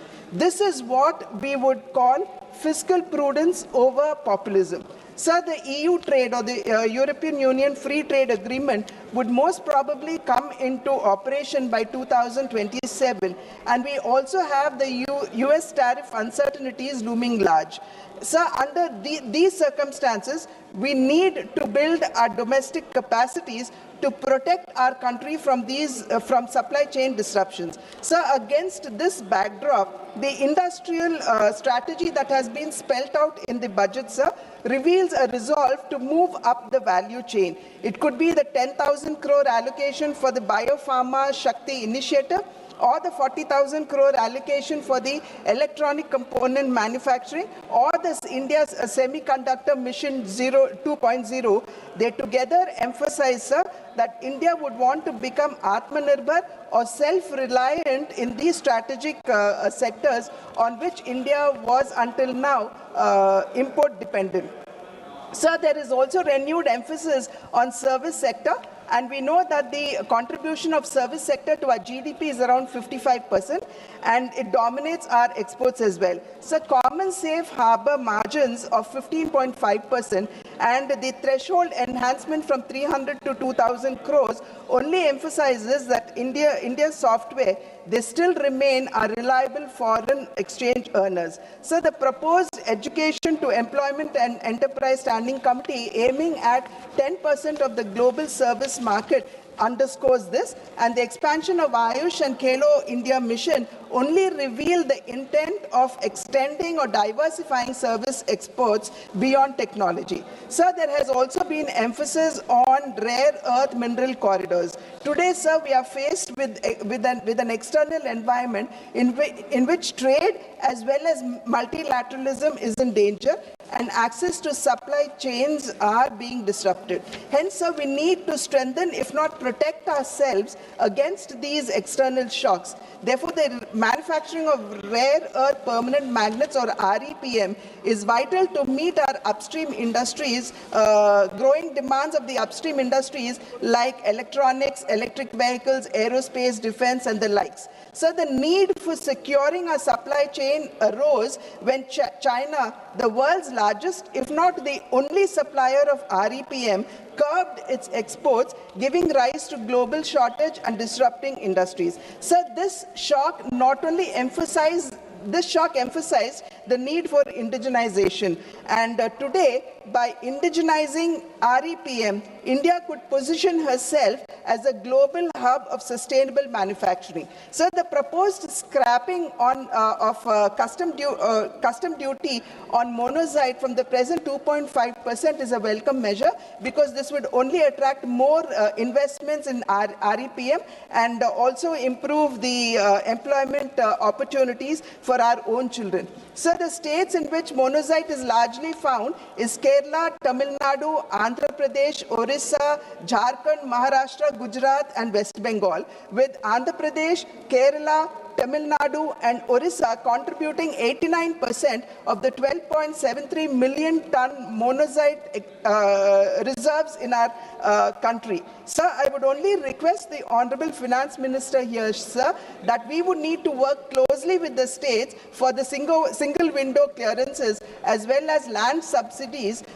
because this is largely in the control of the states, and this would also hasten and quicken investments into our country in REPM. Alongside, sir, I would also request the Honorable Finance Minister to consider applying PLI or performance-linked incentives for the mining of rare earth minerals, because as the very name states, sir, they are rare earth minerals, and we need our efficacy to improve in mining of rare earth minerals, and also apply PLI to REPMs too. Sir, the budget further, sir, it simplifies customs tariff by rationalizing exemptions and focusing on effective rates. So the ripple effect of this would be that our domestic manufacturing sector would be strengthened and our exports would improve. So customs today are moving towards trust-based, digitally AI-assisted framework, marking a significant stride towards ease of doing business. So the targeted exemptions, sir, and process reforms, they aim at reducing the input costs that would improve certainty for long gestation and capital incentive projects. So manufacturing is the central pillar of our Indian economic growth, and its contribution to the GDP is around 16 to 17%. So it is much lower than what many of the other countries, for example, China has. However, sir, the duty-free imports for leather and footwear industry, the extension of export obligation period under the advanced authorization scheme from 6 months to 1 year, the announcement of the scheme to support production of high-value, technologically advanced construction and infra components, and for the MSMEs, the removal of the rupees 10 lakh per consignment cap on courier exports would not only improve our access to foreign markets, but would also strengthen our local manufacturing sector as well. So in the health sector, the customs duty exemption on 17 additional drugs, so this is over and above the exemption that was given for the cancer drugs earlier in her earlier budget, and medicines as well as on key diagnostic components, it only indicates the commitment of the NDA government to the well-being of its citizens. So this reduction in customs duty would provide immediate relief to patients who are suffering with cancer and rare diseases, signaling a policy towards affordable health care. Sir, this is alongside the Ayushman Bharat, the Jan Aushadhi Kendras, which are already in place in our country. Sir, the PLI allocation for the auto sector has been increased, sir, which is a very welcome measure. But I would also appeal to the Honorable FM to reconsider the 45% reduction in the PLI for the lithium-ion cells, sir, because this is rather important. Sir, the exclusive economic zones, or the EEZ, they span about 2.3 million kilometers in the Indian Ocean, and making fish caught in the EEZ duty-free will not only reduce operational costs, sir, but would also recognize the fish catch as Indian catch, and if it lands on other shores, then it would be considered as exports. Many countries, sir, like US and China, they actually follow this route, and this would actually unlock the economic potential of our country's marine resources. So this would also, beyond boosting deep-sea fishing, facilitate harvesting high-value fish like tuna, marlin, sailfish, and the likes. Presently, sir, Indian fishing vessels, they are not well equipped for long-distance operations, and this would actually call for investments in vessels with onboard freezing facilities as well, opening up a sea of opportunity for our fisherfolk. Sir, the limit for duty-free imports on specified inputs used for processing seafoods has been increased from 1% to 3%, sir, over the previous year's export turnover, and this would actually ease the pressure on the marine sector by bringing down the cost of production at a time when one of our largest export earners is actually facing a crisis of the high US tariffs, which have now been, of course, reduced.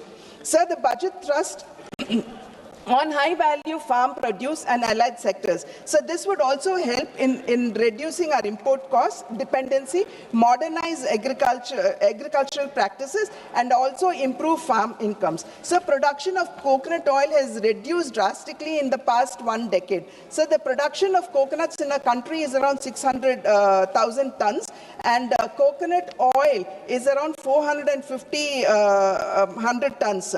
So oil production has now reduced to 4 lakh tons, and this, one of the reasons, if not the sole reason, one of the reasons is that our plantations are aging and we need to replace them. Therefore, the Honorable Finance Minister coming forward, shouldering the coconut farmers and assuring them that their trees would be replaced by new saplings, sir, is a welcome measure. Sir, export on coconuts have actually risen to 1.88 lakh tons in 2025 as against the 1.76 lakh tons in 2024, which is a 7% hike. Sir, none of us have actually forgotten the success story of Araku coffee. Sir, when it was initiated, there were many people who did not believe that it would succeed. But today, Araku coffee has become a global brand. So, riding on the success of Araku coffee, to emulate it in cashew nuts and coconuts, sir, this would actually reduce our dependency on imports. Sir, exports of coconut and cocoa and related products, sir, they have increased 26%, sir, touching 4.54 lakh tons in 2025, up from 36.86 lakh tons. So therefore, I think this is a very welcome measure. Sandalwood is an integral part of our culture. Therefore, the support that is being given to sandalwood farming as well as post-harvest processing would only help us in restoring the past glory of sandalwood. Alongside this, sir, the AI initiative called the Virtually Integrated System to Access Agricultural Resources of Vistar, sir, would educate the farmers in every detail of agriculture economics, sir. And this is very important for us because 80% of our farmers are small and marginal farmers who have land holdings which are less than 5 acres, sir. Therefore, this technical assistance would help farmers in innovative practices, thereby enhancing their incomes. Sir, India's 7.4 million MSMEs, they would stand to benefit from the 10,000 crore SME growth fund that has been allocated. This is over and above the 2,000 crore self-reliant India fund that has already been allocated, sir. and this provides access to risk capital for MSMEs. So MSMEs largely supply to PSUs and other large houses, but payments are quite often delayed, which leads to financial crunch and thereby the ill health of the MSME. Therefore, TREDs are being made mandatory, where the invoice has to be settled via the platform with no excuses, sir, is a big help for the MSMEs. The chronic problem that MSMEs face, sir, which even our economic survey has emphasized, is that their lack of accessibility to capital. Therefore, these initiatives, sir, would surely enhance the proximity to capital for the MSMEs, who are one of the largest employment generators after agriculture. So, urbanization is happening at a great speed, and the focus on Tier 2 and Tier 3 and temple cities, sir, is a welcome measure, because it is here the infrastructure would definitely be upgraded and modernized, making life for migrants who actually come into these cities much better, safer, and they would not have to live in deplorable conditions as they are doing now. So today, recognizing cities and towns as growth hubs is the need of the hour. Therefore, I would surely like to welcome this measure. Sir, having said that, a nation's progress, sir, is impossible without the empowerment of its women. Building on the success of Lakpati Didi, the most important initiative that has been, sir, just 5 minutes, sir, that has been introduced in the budget is the establishment of the self-help entrepreneur marts, or the She Marts, sir, which will provide women entrepreneurs direct market access and business opportunities. In addition, sir, credit-linked support for women-led fisheries and aquaculture enterprises encourages economic independence in coastal and rural regions. So these initiatives are designed to convert small-scale participation into scalable enterprise. Another landmark initiative, sir, in this budget is the establishment of one hostel for girls in every district, especially near the STEM institutions. So this step ensures that talented young women from rural and semi-urban areas would not have to discontinue education for lack of accommodation barriers. So these initiatives collectively strengthen financial inclusion, education access, and entrepreneurial growth for women, converting empowerment into leadership. Beyond economic and educational support, sir, the budget also gives a strong social message that women are partners in nation building and not mere beneficiaries of welfare. Therefore, it is no longer women's development, sir, but it is now, the new story is women-led development. Sir, having said that, I would only like to conclude by saying that the budget has been crafted and presented amidst unique circumstances in an increasingly turbulent world.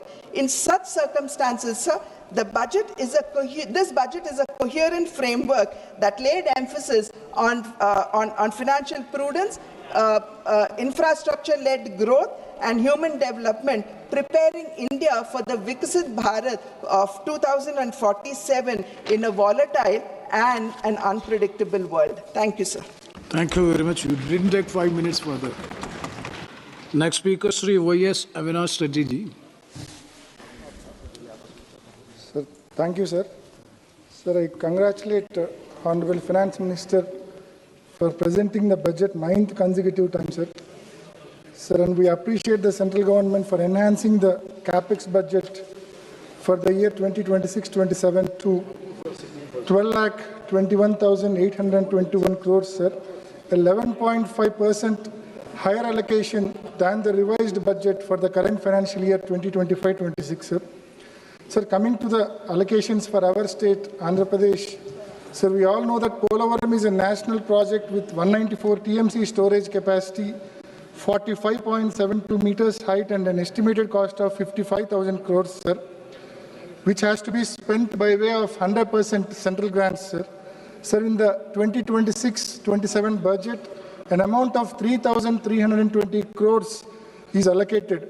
There is a specific mention in the budget presentation that the revised cost of project is 30,436 crores for completion up to MDDL of 41.15 meters, and the balance central grant for the project is limited to 12,157 crores.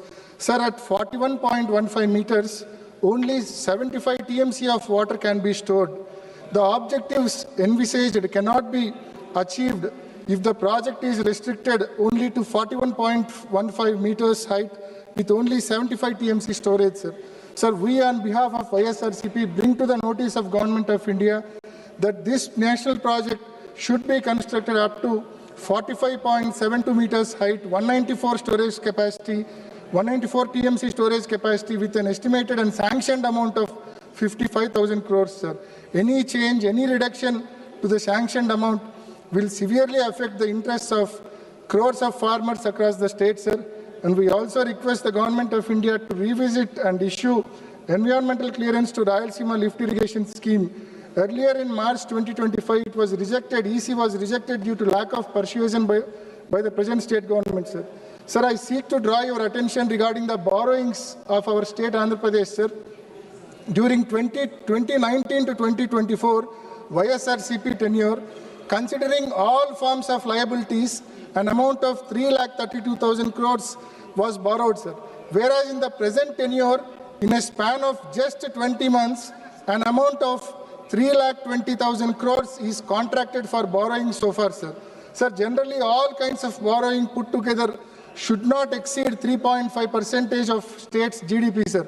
For instance, during 2014 to 19, the then state government borrowed 17,000 crores beyond their limit, and this excess borrowing was deducted from the borrowing limit of the next government during 2019 to 2024, sir. Sir, if the present pace of borrowing is continued, just like the President stated above, the borrowing limits of the next government will be deducted due to the present government's over-excess borrowings, sir.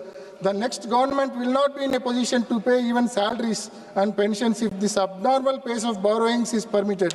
Sir, our state government is raising off-budget borrowings, sir. In May 2025, an amount of 9,000 crores was borrowed by way of APMDC NCD issuances. The worst part here is private lender was given direct access to draw his servicing amount from the Consolidated Fund of Andhra Pradesh, sir, which is highly unconstitutional and unprecedented, sir.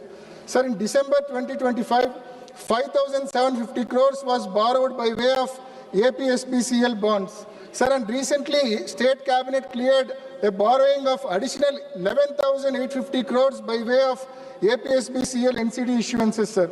Sir, during financial year 2022 and 23, when the previous government tried for similar off-budget borrowing through APSBCL NCD issuances, the central government objected such borrowings, and the Ministry of Finance, it has issued circular, sir. Ministry of Finance has issued circular, wrote a letter to the Special CS of Andhra Pradesh Finance Department dated 27th March 2023 and stopped the state from taking such an off-budget borrowing. Sir, this kind of off-budget borrowings will have long-lasting ramifications. The next governments will have to pay their entire budget amount for repaying the interest, duly sacrificing salaries and pensions for employees and welfare schemes for the poor people. I request the Honorable FM to give clarity on this issue during her reply, sir. Sir, as I mentioned above, our state in a span of just 20 months borrowed 3,20,000 crores, but it could not allocate mere 5,000 crores for completing the 10 medical colleges out of the 17 new medical colleges taken up during the tenure of Sri Y.S. Jagannath Reddy Garu. Sir, bids are called for privatization the government medical colleges and hospitals, which will directly impact the poor, as they will not be in a position to afford costly treatment in these privatized hospitals, sir.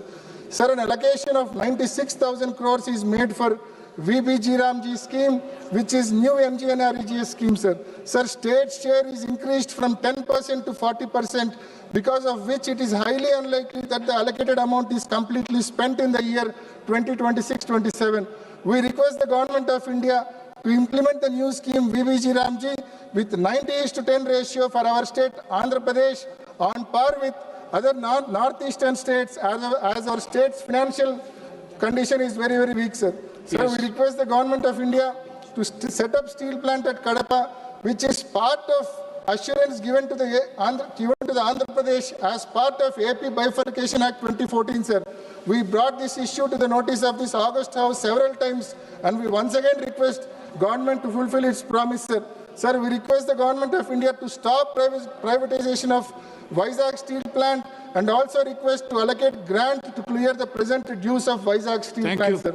Sir, Kadapa to Bangalore railway line was sanctioned in 2010 with an outlay of 2,700 crores, sir. Sir, till date, only 10% of the work is completed, sir. We request the government of India to allocate sufficient funds for completion of this project. Initially, this project was sanctioned on 50:50 cost-sharing basis between central and state governments, sir. Sir, post-bifurcation, AP is not in a position to contribute its 50% share, sir. So, AP government has already requested the government of India to complete this project with 100% central funds. Sir, we request the government of India to consider the same and expedite construction of this new railway line between Kadapa to Bangalore, sir. With these submissions, I conclude my speech on discussion on union budget. Thank you, sir. Thank you very much. Next speaker, Sri Lalji Vamaji. धन्यवाद मान्यवर, आपने अवसर दिया सामान्य चर्चा में हिस्सा लेने के लिए। माननीय वित्त मंत्री जी ने 9वां बजट प्रस्तुत किया। हम लोगों की अपेक्षा थी कि देश और प्रदेशों के लिए बहुत कुछ इस बजट में आएगा, लेकिन खोदा पहाड़ निकली चूहिया। मान्यवर, ये बजट माननीय मंत्री जी ने बताया विकासोन्मुख, समावेशी और भविष्यवादी बता रही हैं, लेकिन ज़मीनी सच्चाई से यह है कि यह बजट महंगाई से त्रस्त जनता को राहत नहीं देता, बेरोजगार युवाओं को आशा नहीं देता, किसानों को सुरक्षा नहीं देता और स्वास्थ्य शिक्षा जैसे मूल क्षेत्रों में निवेश से कतराता है। यह बजट आंकड़ों की बाजीगरी है, जनता की जरूरतों का समाधान नहीं है। माननीय मंत्री जी ने सुधार एक्सप्रेस कहा, सुधार एक्सप्रेस नहीं, उधार एक्सप्रेस है। ब्याज पर 26.25% इस बजट का 53,47,315 करोड़ में से करीब 26.25% केवल ब्याज पर खर्च किया जा रहा है। मान्यवर, बजट पहले बड़ा बनाया जाता है और फिर खर्च नहीं हो पाता। अभी 9 महीने बीत गए, 41% से ज़्यादा पिछले इस वित्तीय वर्ष का बजट का खर्च नहीं हो पाया है। पिछले वर्ष जो संशोधित बजट है लगभग 1 लाख करोड़ रुपए कम हो गया है। दूसरे मान्यवर, माननीय मंत्री जी ने दूसरी बात का जो जिक्र किया है कि ये विकसित भारत का सबका साथ सबका विकास का बजट है, परंतु ये बजट सबका साथ नहीं देता। मान्यवर, इस देश में सबसे बड़ी आबादी ओबीसी का है, एसटी एससी का है, एसटी का। उसके हितों को अनदेखी करने का काम इस बजट में करने का काम किया गया है। आज रोजगार देने का सवाल है। देश में 45 केंद्रीय विश्वविद्यालय हैं, 38 विश्वविद्यालय के वाइस चांसलर सवर्ण है, एससी एसटी का उसमें नहीं दिया है। सारे जो केंद्रीय संस्थान है उसमें 80 से 64% पद पिछड़े और दलितों के खाली हैं। लगभग 10 लाख पद खाली हैं, उसके भर्ती का कोई इसमें खाका देने का काम इस बजट में नहीं किया गया है। मान्यवर, इसके साथ साथ आज देश की जो सबसे बड़ी समस्या है स्वास्थ्य की है। गरीब आदमी बीमार होता है, हृदय रोग से बीमार होता है, कैंसर से बीमार होता है, उसके लिए धन की व्यवस्था जो आयुष्मान भारत योजना है उसमें भी कोई एक पैसे की इजाफा करने का काम नहीं किया गया है। उसमें भी खर्च कम हुआ है, पिछला जितना बजट था उसमें भी खर्च करने का काम कम किया गया। दूसरी तरफ मान्यवर, इसी तरह से पिछड़े वर्गों का जो किसान है, किसान के ऊपर इस बजट का जहां 70% लगभग कृषि से संबंधित लोग गांव में हैं, उस पे केवल 3.04% बजट है। शिक्षा पर 2.60% बजट है। स्वास्थ्य पर केवल 1.95% टोटल बजट का हिस्सा आता है। हमने एक संकल्प लिया था कि जीडीपी का 2.5% स्वास्थ्य का बजट होगा, लेकिन ये बजट 0.5% भी जीडीपी का नहीं है स्वास्थ्य पर, जिसके कारण देश के तमाम लोग बीमारी के शिकार होते हैं, उनका इलाज नहीं होता, उनका घर बार भी बिकने का काम होता है। इसी तरह से किसान का जब समय आता है बुआई का, खाद की जरूरत पड़ती है, तो उस खाद में उसके उर्वरक की जरूरत है। उस उर्वरक के बजट में पिछले बार जो खर्च किया था, जो संशोधित बजट है, उससे 7.5% कम इस बार माननीय मंत्री जी ने रसायन और उर्वरक पर रखने का काम किया है। तो निश्चित रूप से ये किसान के हितों को संरक्षित नहीं करता। और दूसरा सबसे महत्वपूर्ण था कि आज अमेरिका से डील हुआ, हमारा मार्केट अमेरिका कैप्चर करेगा, किसान और तबाह होगा, हमें उसके न्यूनतम समर्थन मूल्य की गारंटी का देने की आवश्यकता थी। उस पर भी ये बजट मौन है, उनको भी गारंटी देने का काम नहीं करता। मान्यवर, हम लोगों ने बड़ी अपेक्षा किया था कि भारतीय जनता पार्टी की जो सरकार है, ये अयोध्या के नाम पर बनाने का काम किया गया और उस अयोध्या के इस बजट में पूरी तरह से उपेक्षा किया गया, पूरे उत्तर प्रदेश की उपेक्षा किया गया। अयोध्या के लिए भी इस बजट में कोई व्यवस्था नहीं किया गया है। मैं माननीय मंत्री जी से आपके माध्यम से कहना चाहूंगा कि वहां पर कम से कम एक एम्स तो बना दीजिए, जिससे आपका उनके साथ जो भेदभाव है उससे छुटकारा मिलने का काम हो सके। दूसरे पिछड़ी जातियों का, मान्यवर, सबका साथ सबका विकास, ये कैसा सबका साथ है कि परीक्षा में जहां भर्ती होती है, प्रवक्ता अंग्रेजी का अनरिजर्व्ड का कट ऑफ है 64 और ओबीसी का कट ऑफ है 87, उसको उसमें माइग्रेट नहीं करने का काम किया। जबकि माननीय हमारे नेता ने कहा कि सुप्रीम कोर्ट का एक फैसला है, उस फैसले के आधार पर अगर पिछड़ी जात का व्यक्ति किसी लाभ को नहीं लिया है, न उम्र में न अटेम्प्ट में, तो निश्चित रूप से उसको अनरिजर्व्ड कैटेगरी में अगर उसका मार्क ज्यादा है तो उसको शामिल किया जाना चाहिए। इसमें वो शामिल करने का काम नहीं किया गया। इस माइग्रेशन न होने के कारण तमाम मान्यवर इसमें तमाम तरह की दिक्कतें आती हैं।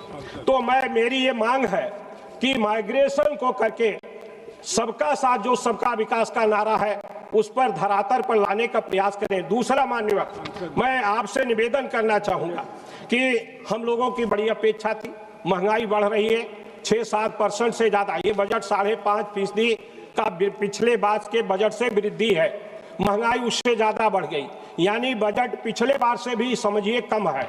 लेकिन दूसरी तरफ बड़ी अपेक्षाएं थी कि माननीय मंत्री जी 9वां बजट प्रस्तुत कर रही हैं, विकास मुखी बजट होगा, प्रधानमंत्री ग्राम सड़क की योजना का के लिए ज्यादा धन दिया जाएगा, उसके लिए स्कीमें जो बनाने का है, जो उसका मानक तय किया गया है, उस मानक में सुधार किया जाएगा। हर विधानसभा हर लोकसभा क्षेत्र में सांसद के प्रस्ताव पर सड़कें ली जाएगी, उसका कोई इसमें समाधान नहीं है। दूसरी तरफ जो सांसद निधि है, सारे सांसदों को मान्यवर 5 करोड़ लंबे समय से चली आ रही, महंगाई 10 गुना बढ़ गया, निधि 5 करोड़ है, 1 किलोमीटर सड़क बनने में 1 करोड़ रुपया लगता है। हमारी ये मांग है माननीय मंत्री जी, अगर आप विकास के तरफ जाना चाहती हैं, सभी क्षेत्रों को आप विकास के तरफ ले जाना चाहते हैं, तो सांसद निधि कम से कम 25 करोड़ रुपया अनिवार्य रूप से करने का काम किया जाए। हम लोगों की अपेक्षा थी कि इसमें किया जाए। दूसरा हमारी मांग है, मान्यवर, गरीब आदमी कैंसर से बीमार होता है। मेरा आपसे निवेदन है, माननीय मंत्री जी से आपके माध्यम से निवेदन है कि कम से कम और बीमारियों को छोड़ दें, कैंसर जैसी बीमारी को पूरी तरह से फ्री कर दें। सरकार उसके लिए संपूर्ण धन देने का काम करे, जिससे आम नागरिक की सुरक्षा हो सके, ऐसा मेरा आपके माध्यम से मांग है। मान्यवर, एक निवेदन और करके मैं अपनी बात को खत्म कर रहा हूं। मान्यवर, महंगाई, ये बजट महंगाई से राहत नहीं देता, रोजगार की गारंटी नहीं देता। रोजगार कहा, आउटसोर्सिंग को रोजगार माना है, इसी तरह से स्वास्थ्य शिक्षा में परिवार निवेश नहीं करता, सामाजिक न्याय को मजबूत नहीं करता। बैठे। Now it is already 6. If the House agrees, we will extend the House till 8 p.m. Yes, House is extended up to 8 p.m. Now please conclude the last sentence. GDP का कम से कम 2.5% हो, रोजगार के लिए स्पष्ट भर्ती कैलेंडर किया जाए, किसानों को न्यूनतम समर्थन मूल्य की गारंटी दी जाए, शिक्षा स्वास्थ्य में वास्तविक निवेश हो। ये मेरा आपके माध्यम से निवेदन है, जिससे और सांसद निधि 25 करोड़ कम से कम किया जाए, ये मेरा आपसे निवेदन। Thank you, sir. At the outset, I'd like to congratulate the Finance Minister for presenting 9 consecutive budgets. It's not a mean feat, Valthakal. Especially it's commendable because she represents a party which draws its inspiration and its genesis from an all-male organization. In that background, Finance Minister, a lady from my state, presenting 9 budgets is remarkable. Meendum Valthakal. Sir, this budget is in the backdrop of the much touted trade deal. To my understanding, this trade deal is nothing but borrow the words of Winston Churchill, a riddle wrapped in a mystery and inside an enigma. I hope the Finance Minister, when she addresses the House, will shed some light into this trade deal. Whether India is obligated to buy $500 billion worth of goods from the United States? Are we allowed to buy oil from our long-standing friend Russia? Are we allowed to buy oil from Iran, with whom we have a long-standing relationship? Will these decisions be taken sovereignly in India, or will it be taken by the White House?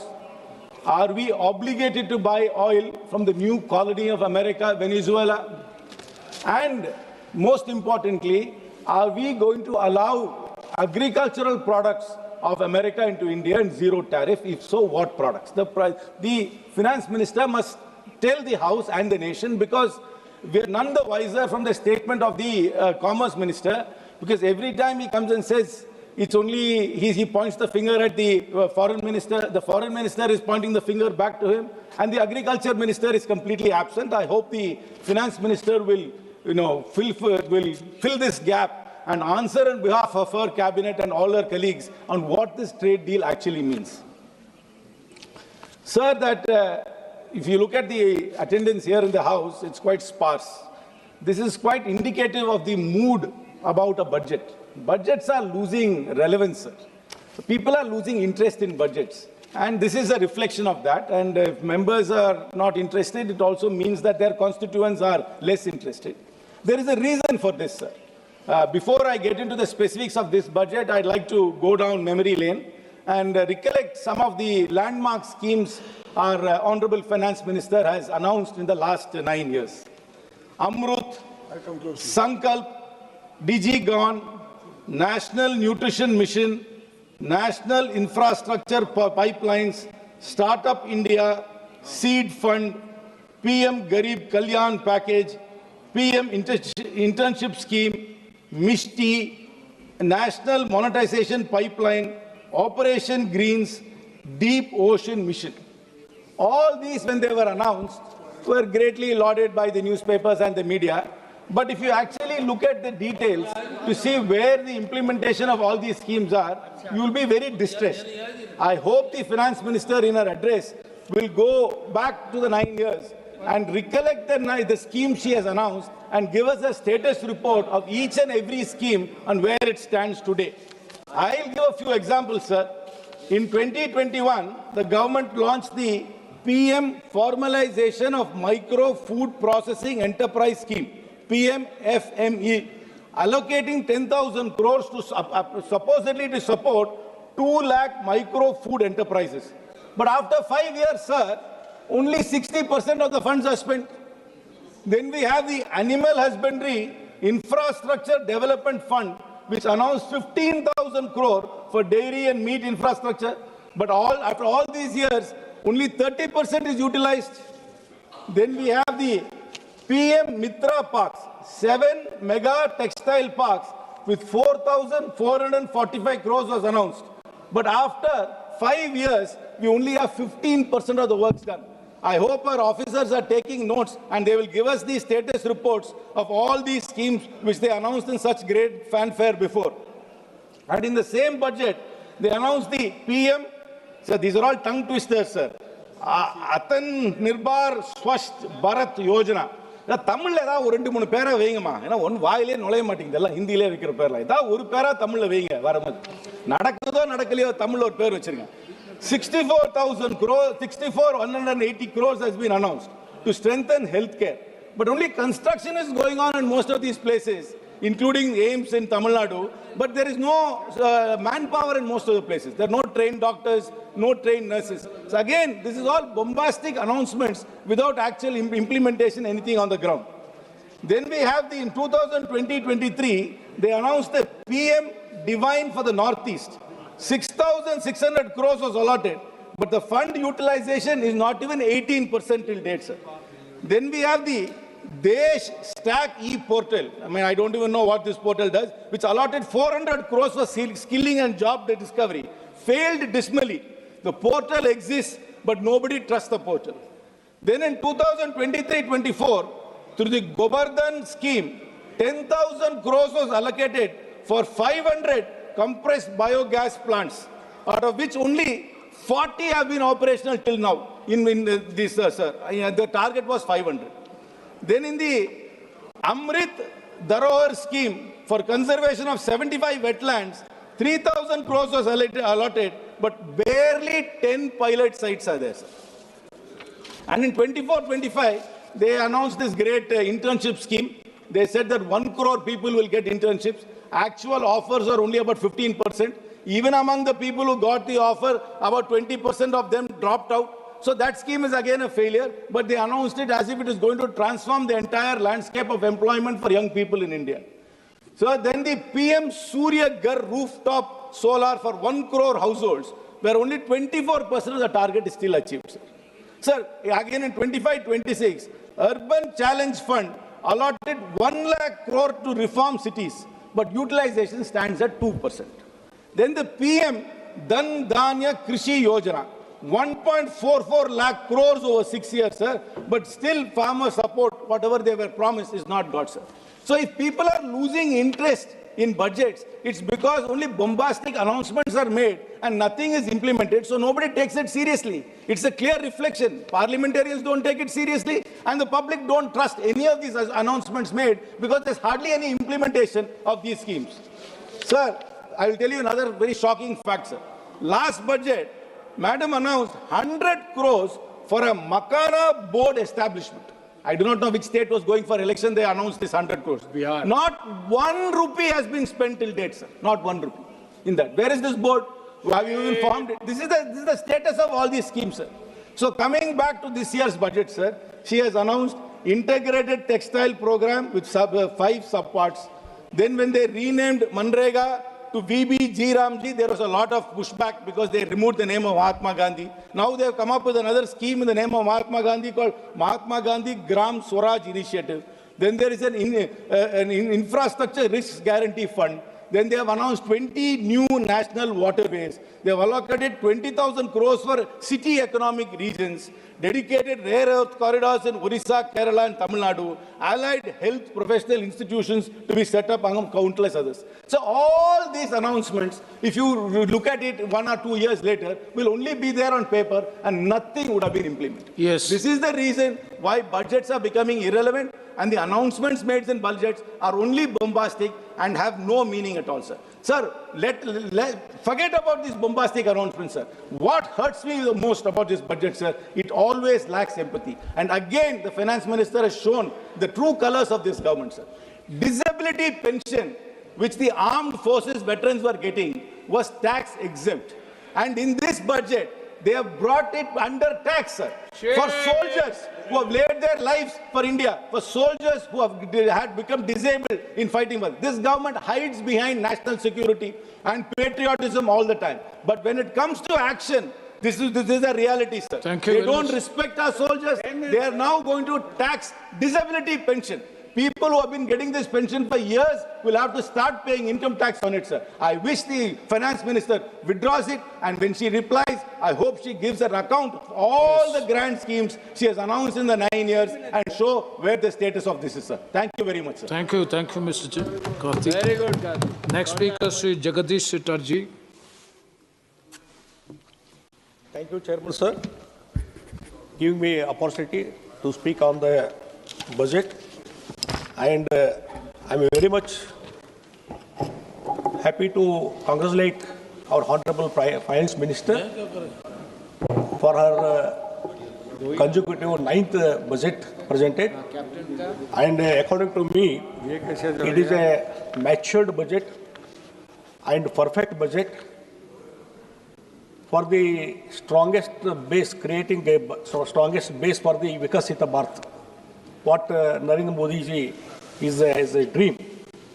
And one thing, this was a budget of a mature economy.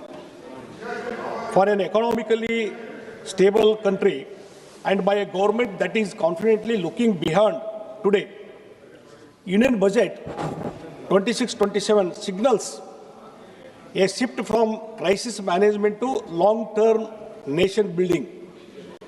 Aligning with Prime Minister Narendra Modi's vision of developed India by 2047. Rather than announcing flashy grave, as the government has focused on strengthening core systems, healthcare, education, manufacturing, infrastructure, and now explicitly energy security and cutting-edge technologies, including AI. It leaves to the eye that the Modi government is preparing India for sustained growth, for a march towards becoming a developed economy. What does it mean? It clearly signals faster connectivity between major economic centers, alongside city economic regions, new freight corridors, inland waterways, coastal cargo promotion, and support to the states. The Modi government is now thinking in terms of agglomeration economics. Cities, especially Tier 2, Tier 3, are being positioned as growth engines rather than mere population magnets. Manufacturing policy has been sharpened further. Semiconductor mission 2, biopharma, Shakti, rare earth magnets, container manufacturing, textile cluster revival, clinical parks, electronics, components, and construction equipment upgrades point to a deliberate effort to rebuild India's industrial base. These are not isolated announcements. And one thing that to this end, the government has brought about several structural reforms. The introduction of goods and service tax, the insolvency and bankruptcy code, the historic corporate tax cut 2019, the provisioning of massive subsidies in the form of production-linked incentive schemes. Logistic inefficiency is another major focus, with the plans for east-west dedicated freight corridors, the operationalization of 20 national waterways over 5 years, and the development of 7 high-speed rail corridors connecting major cities.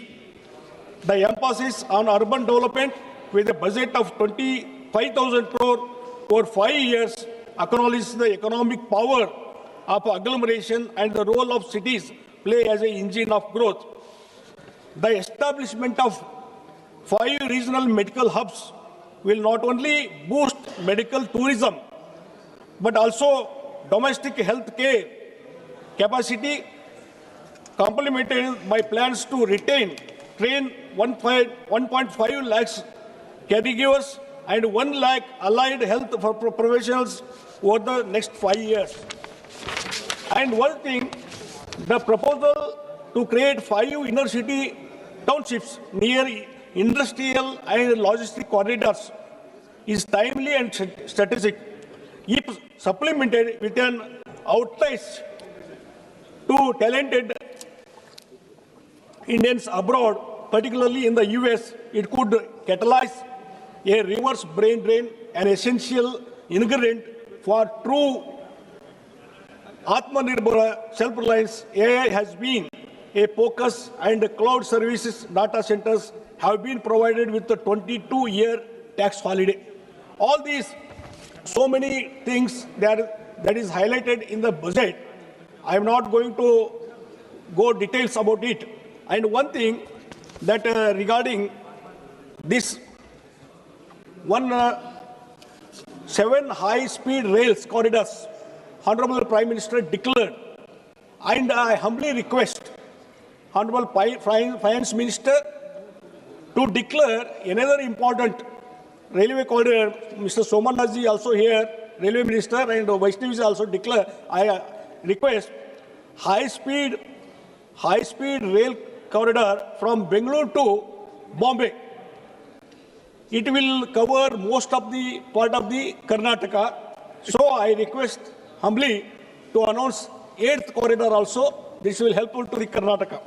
And regarding another important thing, yes, my chairman, that defense cluster to be established in the Belagavi, because it is a military base, Belagavi, and 1,000 acres of land is available. So defense cluster has to be declared.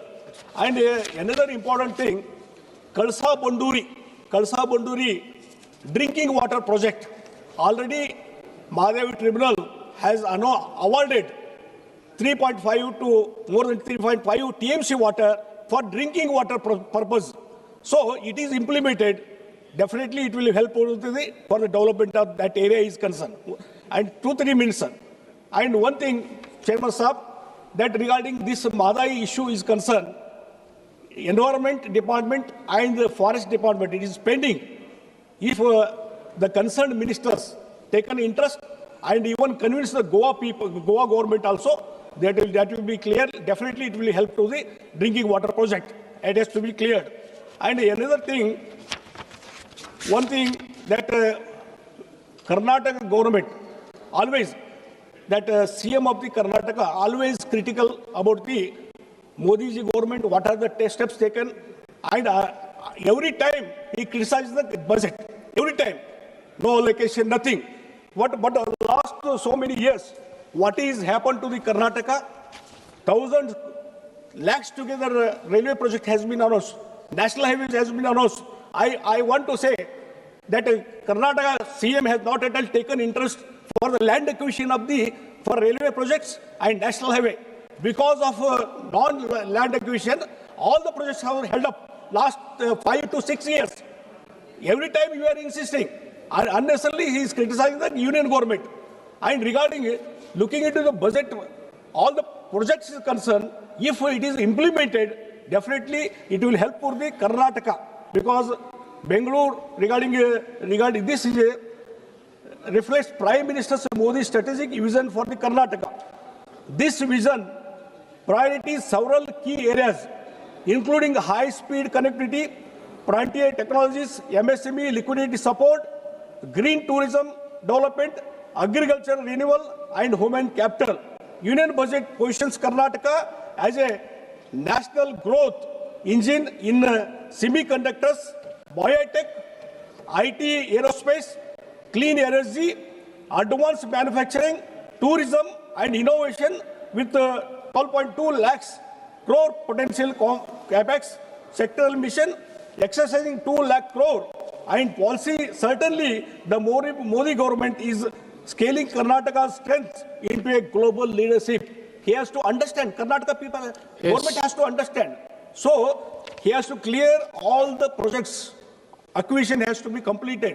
Then see the Karnataka, what is the development will have, what are the projects. Vande Bharat trains, definitely it will help to so many people in Karnataka, Vande Bharat. And Udan scheme, it is a very popular scheme. Because of Udan scheme implementation, Modi's dream that Tier 2, Tier 3 cities, airports have been developed. So many air connection to so many cities because of Udan. I request Honorable Prime Minister and Honorable Finance Minister that Udana scheme is only for the 3 years. After completion of 3 years, all the airlines, they are withdrawing. Even it is economically viable, they are withdrawing the airlines, air flights. So, for example, Belgavi has 16 air connections to so many cities. Now, after Udana period is completed, they withdraw, they shifted to other side, even economically. Now only having 6 connections to some cities, only 6 airlines. So yes, for that purpose, some action has to be taken. No, please. And please try to it has to be extended to 5 years or 10 years. Definitely, it will be helpful. For that purpose, thank you.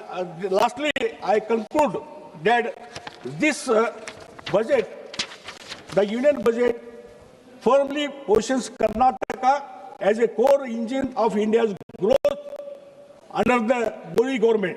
The budget does not impose a one-size-fits-all approach. Instead, it builds directly on Karnataka's proven strength: electronics and semiconductors, biotechnology, and pharma aerospace.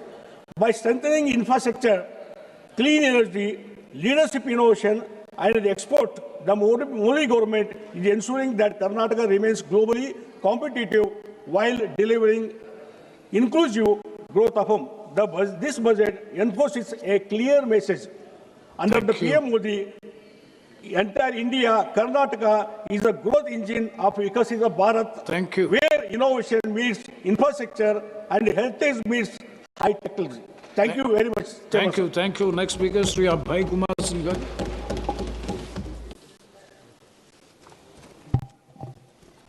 धन्यवाद सभापति महोदय। माननीय वित्त मंत्री महोदय जी ने 9वां budget पेश किया और हमें याद है महोदय कि जब ये सत्ता में आए थे तब उन्होंने कहा था कि पुरानी सोच बदलेगी, प्राथमिकताएं बदलेगी और आम आदमी के जीवन में वास्तविक परिवर्तन आएगा।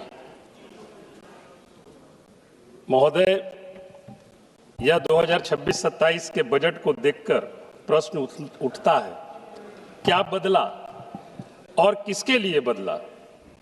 इस बजट में जहां एक ओर बड़े बड़े पूंजीगत आंकड़े दिखाए गए हैं, वहीं दूसरी ओर शिक्षा, स्वास्थ्य, कृषि, आपदा, ग्रामीण विकास, राज्यों और सामाजिक क्षेत्रों से जुड़ी अहम मदों में कटौती की गई है। केंद्रीय बजट 2026-27 के दस्तावेज बताते हैं कि बदलाव नहीं बल्कि कटौती, ठहराव और कुप्रबंधन हुआ है और इसका सबसे बड़ा नुकसान महोदय हमारे बिहार जैसे राज्यों को उठाना पड़ता है। यह बजट विकास का विजन नहीं है बल्कि बिहार के युवाओं, किसानों, श्रमिकों और छात्रों के लिए निराशा का दस्तावेज है। मैं सरकार से पूछना चाहता हूं, बिहार के लिए अमृत काल कहां गए महोदय? मैं जानना चाहता हूं। कुछ ही दिन पहले चुनाव संपन्न हुई बिहार में, डबल इंजन की सरकार डबल डिजिट में, डबल सेंचुरी में 203 सीट पर जीत के आती है और जब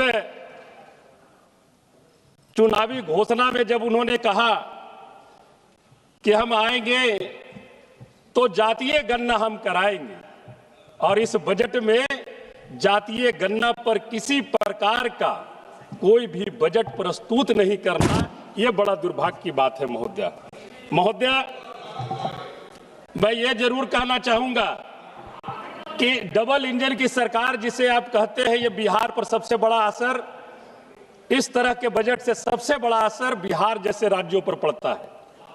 और बिहार मैं बता दे रहा हूं, गरीबी में नंबर 1 बिहार, बेरोजगारी में नंबर 1 बिहार, पलायन में नंबर 1 बिहार, अपराध में number 1 Bihar, school drop out में नंबर 1 बिहार, देश में सबसे कम प्रति व्यक्ति आय बिहार, देश में सबसे कम प्रति व्यक्ति निवेश बिहार, देश में सबसे कम उद्योग धंधे बिहार में, देश में सबसे कम साक्षरता दर बिहार में, छात्र छात्राओं के उत्पीड़न में नंबर 1 बिहार, हत्या और बलात्कार में नंबर 1 बिहार। ये है डबल इंजन की सरकार।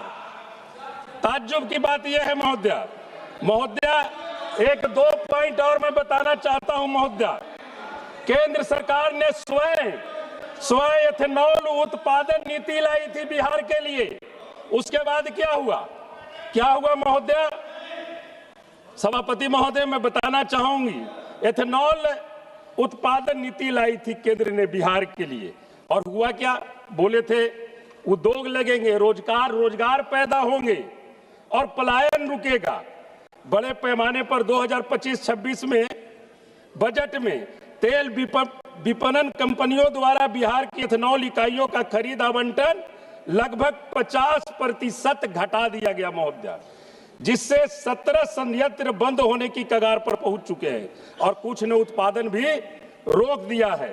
परिणाम स्वरूप 25,000 से अधिक श्रमिकों की नौकरी खतरे में है और 15 लाख मक्का किसानों को मिला सुनिश्चित बाजार टूट चुका है। इस तरह की नीति से यह केंद्र सरकार की बजट चलती है महोदय। मैं जरूर कहना चाहूंगा, बेरोजगारी की बात आती है। ये जब 2014 में पहली बार सत्ता में आए थे तो इन्होंने वादा किया था कि हम बेरोजगारी को दूर करेंगे, हम महंगाई को खत्म करेंगे, आप हमें सत्ता में लाओ। और सत्ता में जब देश की जनता ने लाई तो बेरोजगारी तो छोड़ दीजिए, महंगाई भी चरम सीमा पार कर गई।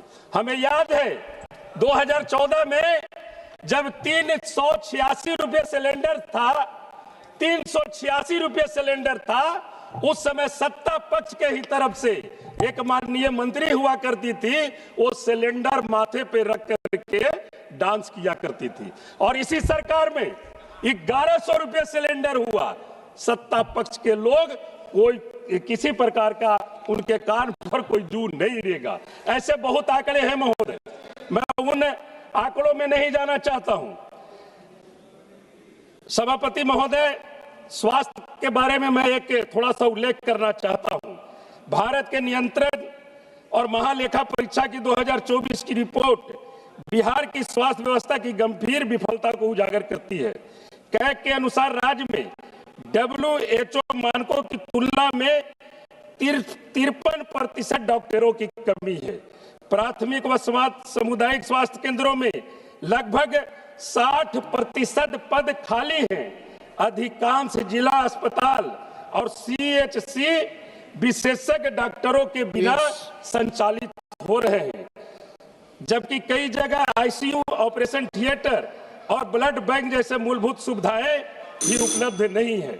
पूरे मगध क्षेत्र का भार मगध मेडिकल कॉलेज पर रहता है महोदय, लेकिन वहां भी PG स्नातकोत्तर सीटें बढ़ाने की प्रक्रिया अभी तक के धीमी चल रही है। हम 1-2 बातों का और जिक्र करना चाहेंगे महोदय। माननीय वित्त मंत्री महोदया जी ने कहा कि हम 25 करोड़ देशवासियों को गरीबी रेखा से ऊपर उठा करके लाए हैं। वो आंकड़े कहां हैं महोदय? कैसे आप उठा करके लाए? आप पिछले बजट में आपने कहा कि 75 से 80 करोड़ BPL धारी परिवार को हम 5 किलो अनाज देने का काम करते हैं, और इस बार आप 1 साल में 25 करोड़ BPL धारी परिवार को आप ऊपर उठा करके लाए हैं। तो मैं तो कहूंगा कि राज्यभाई, इसका आंकड़ा भी पूरी तरह से प्रस्तुत आपको करना चाहिए महोदय। मैं तो जरूर कहना चाहिए। 1 मिनट महोदय, मैं एक मांग आपसे करना चाहता हूं।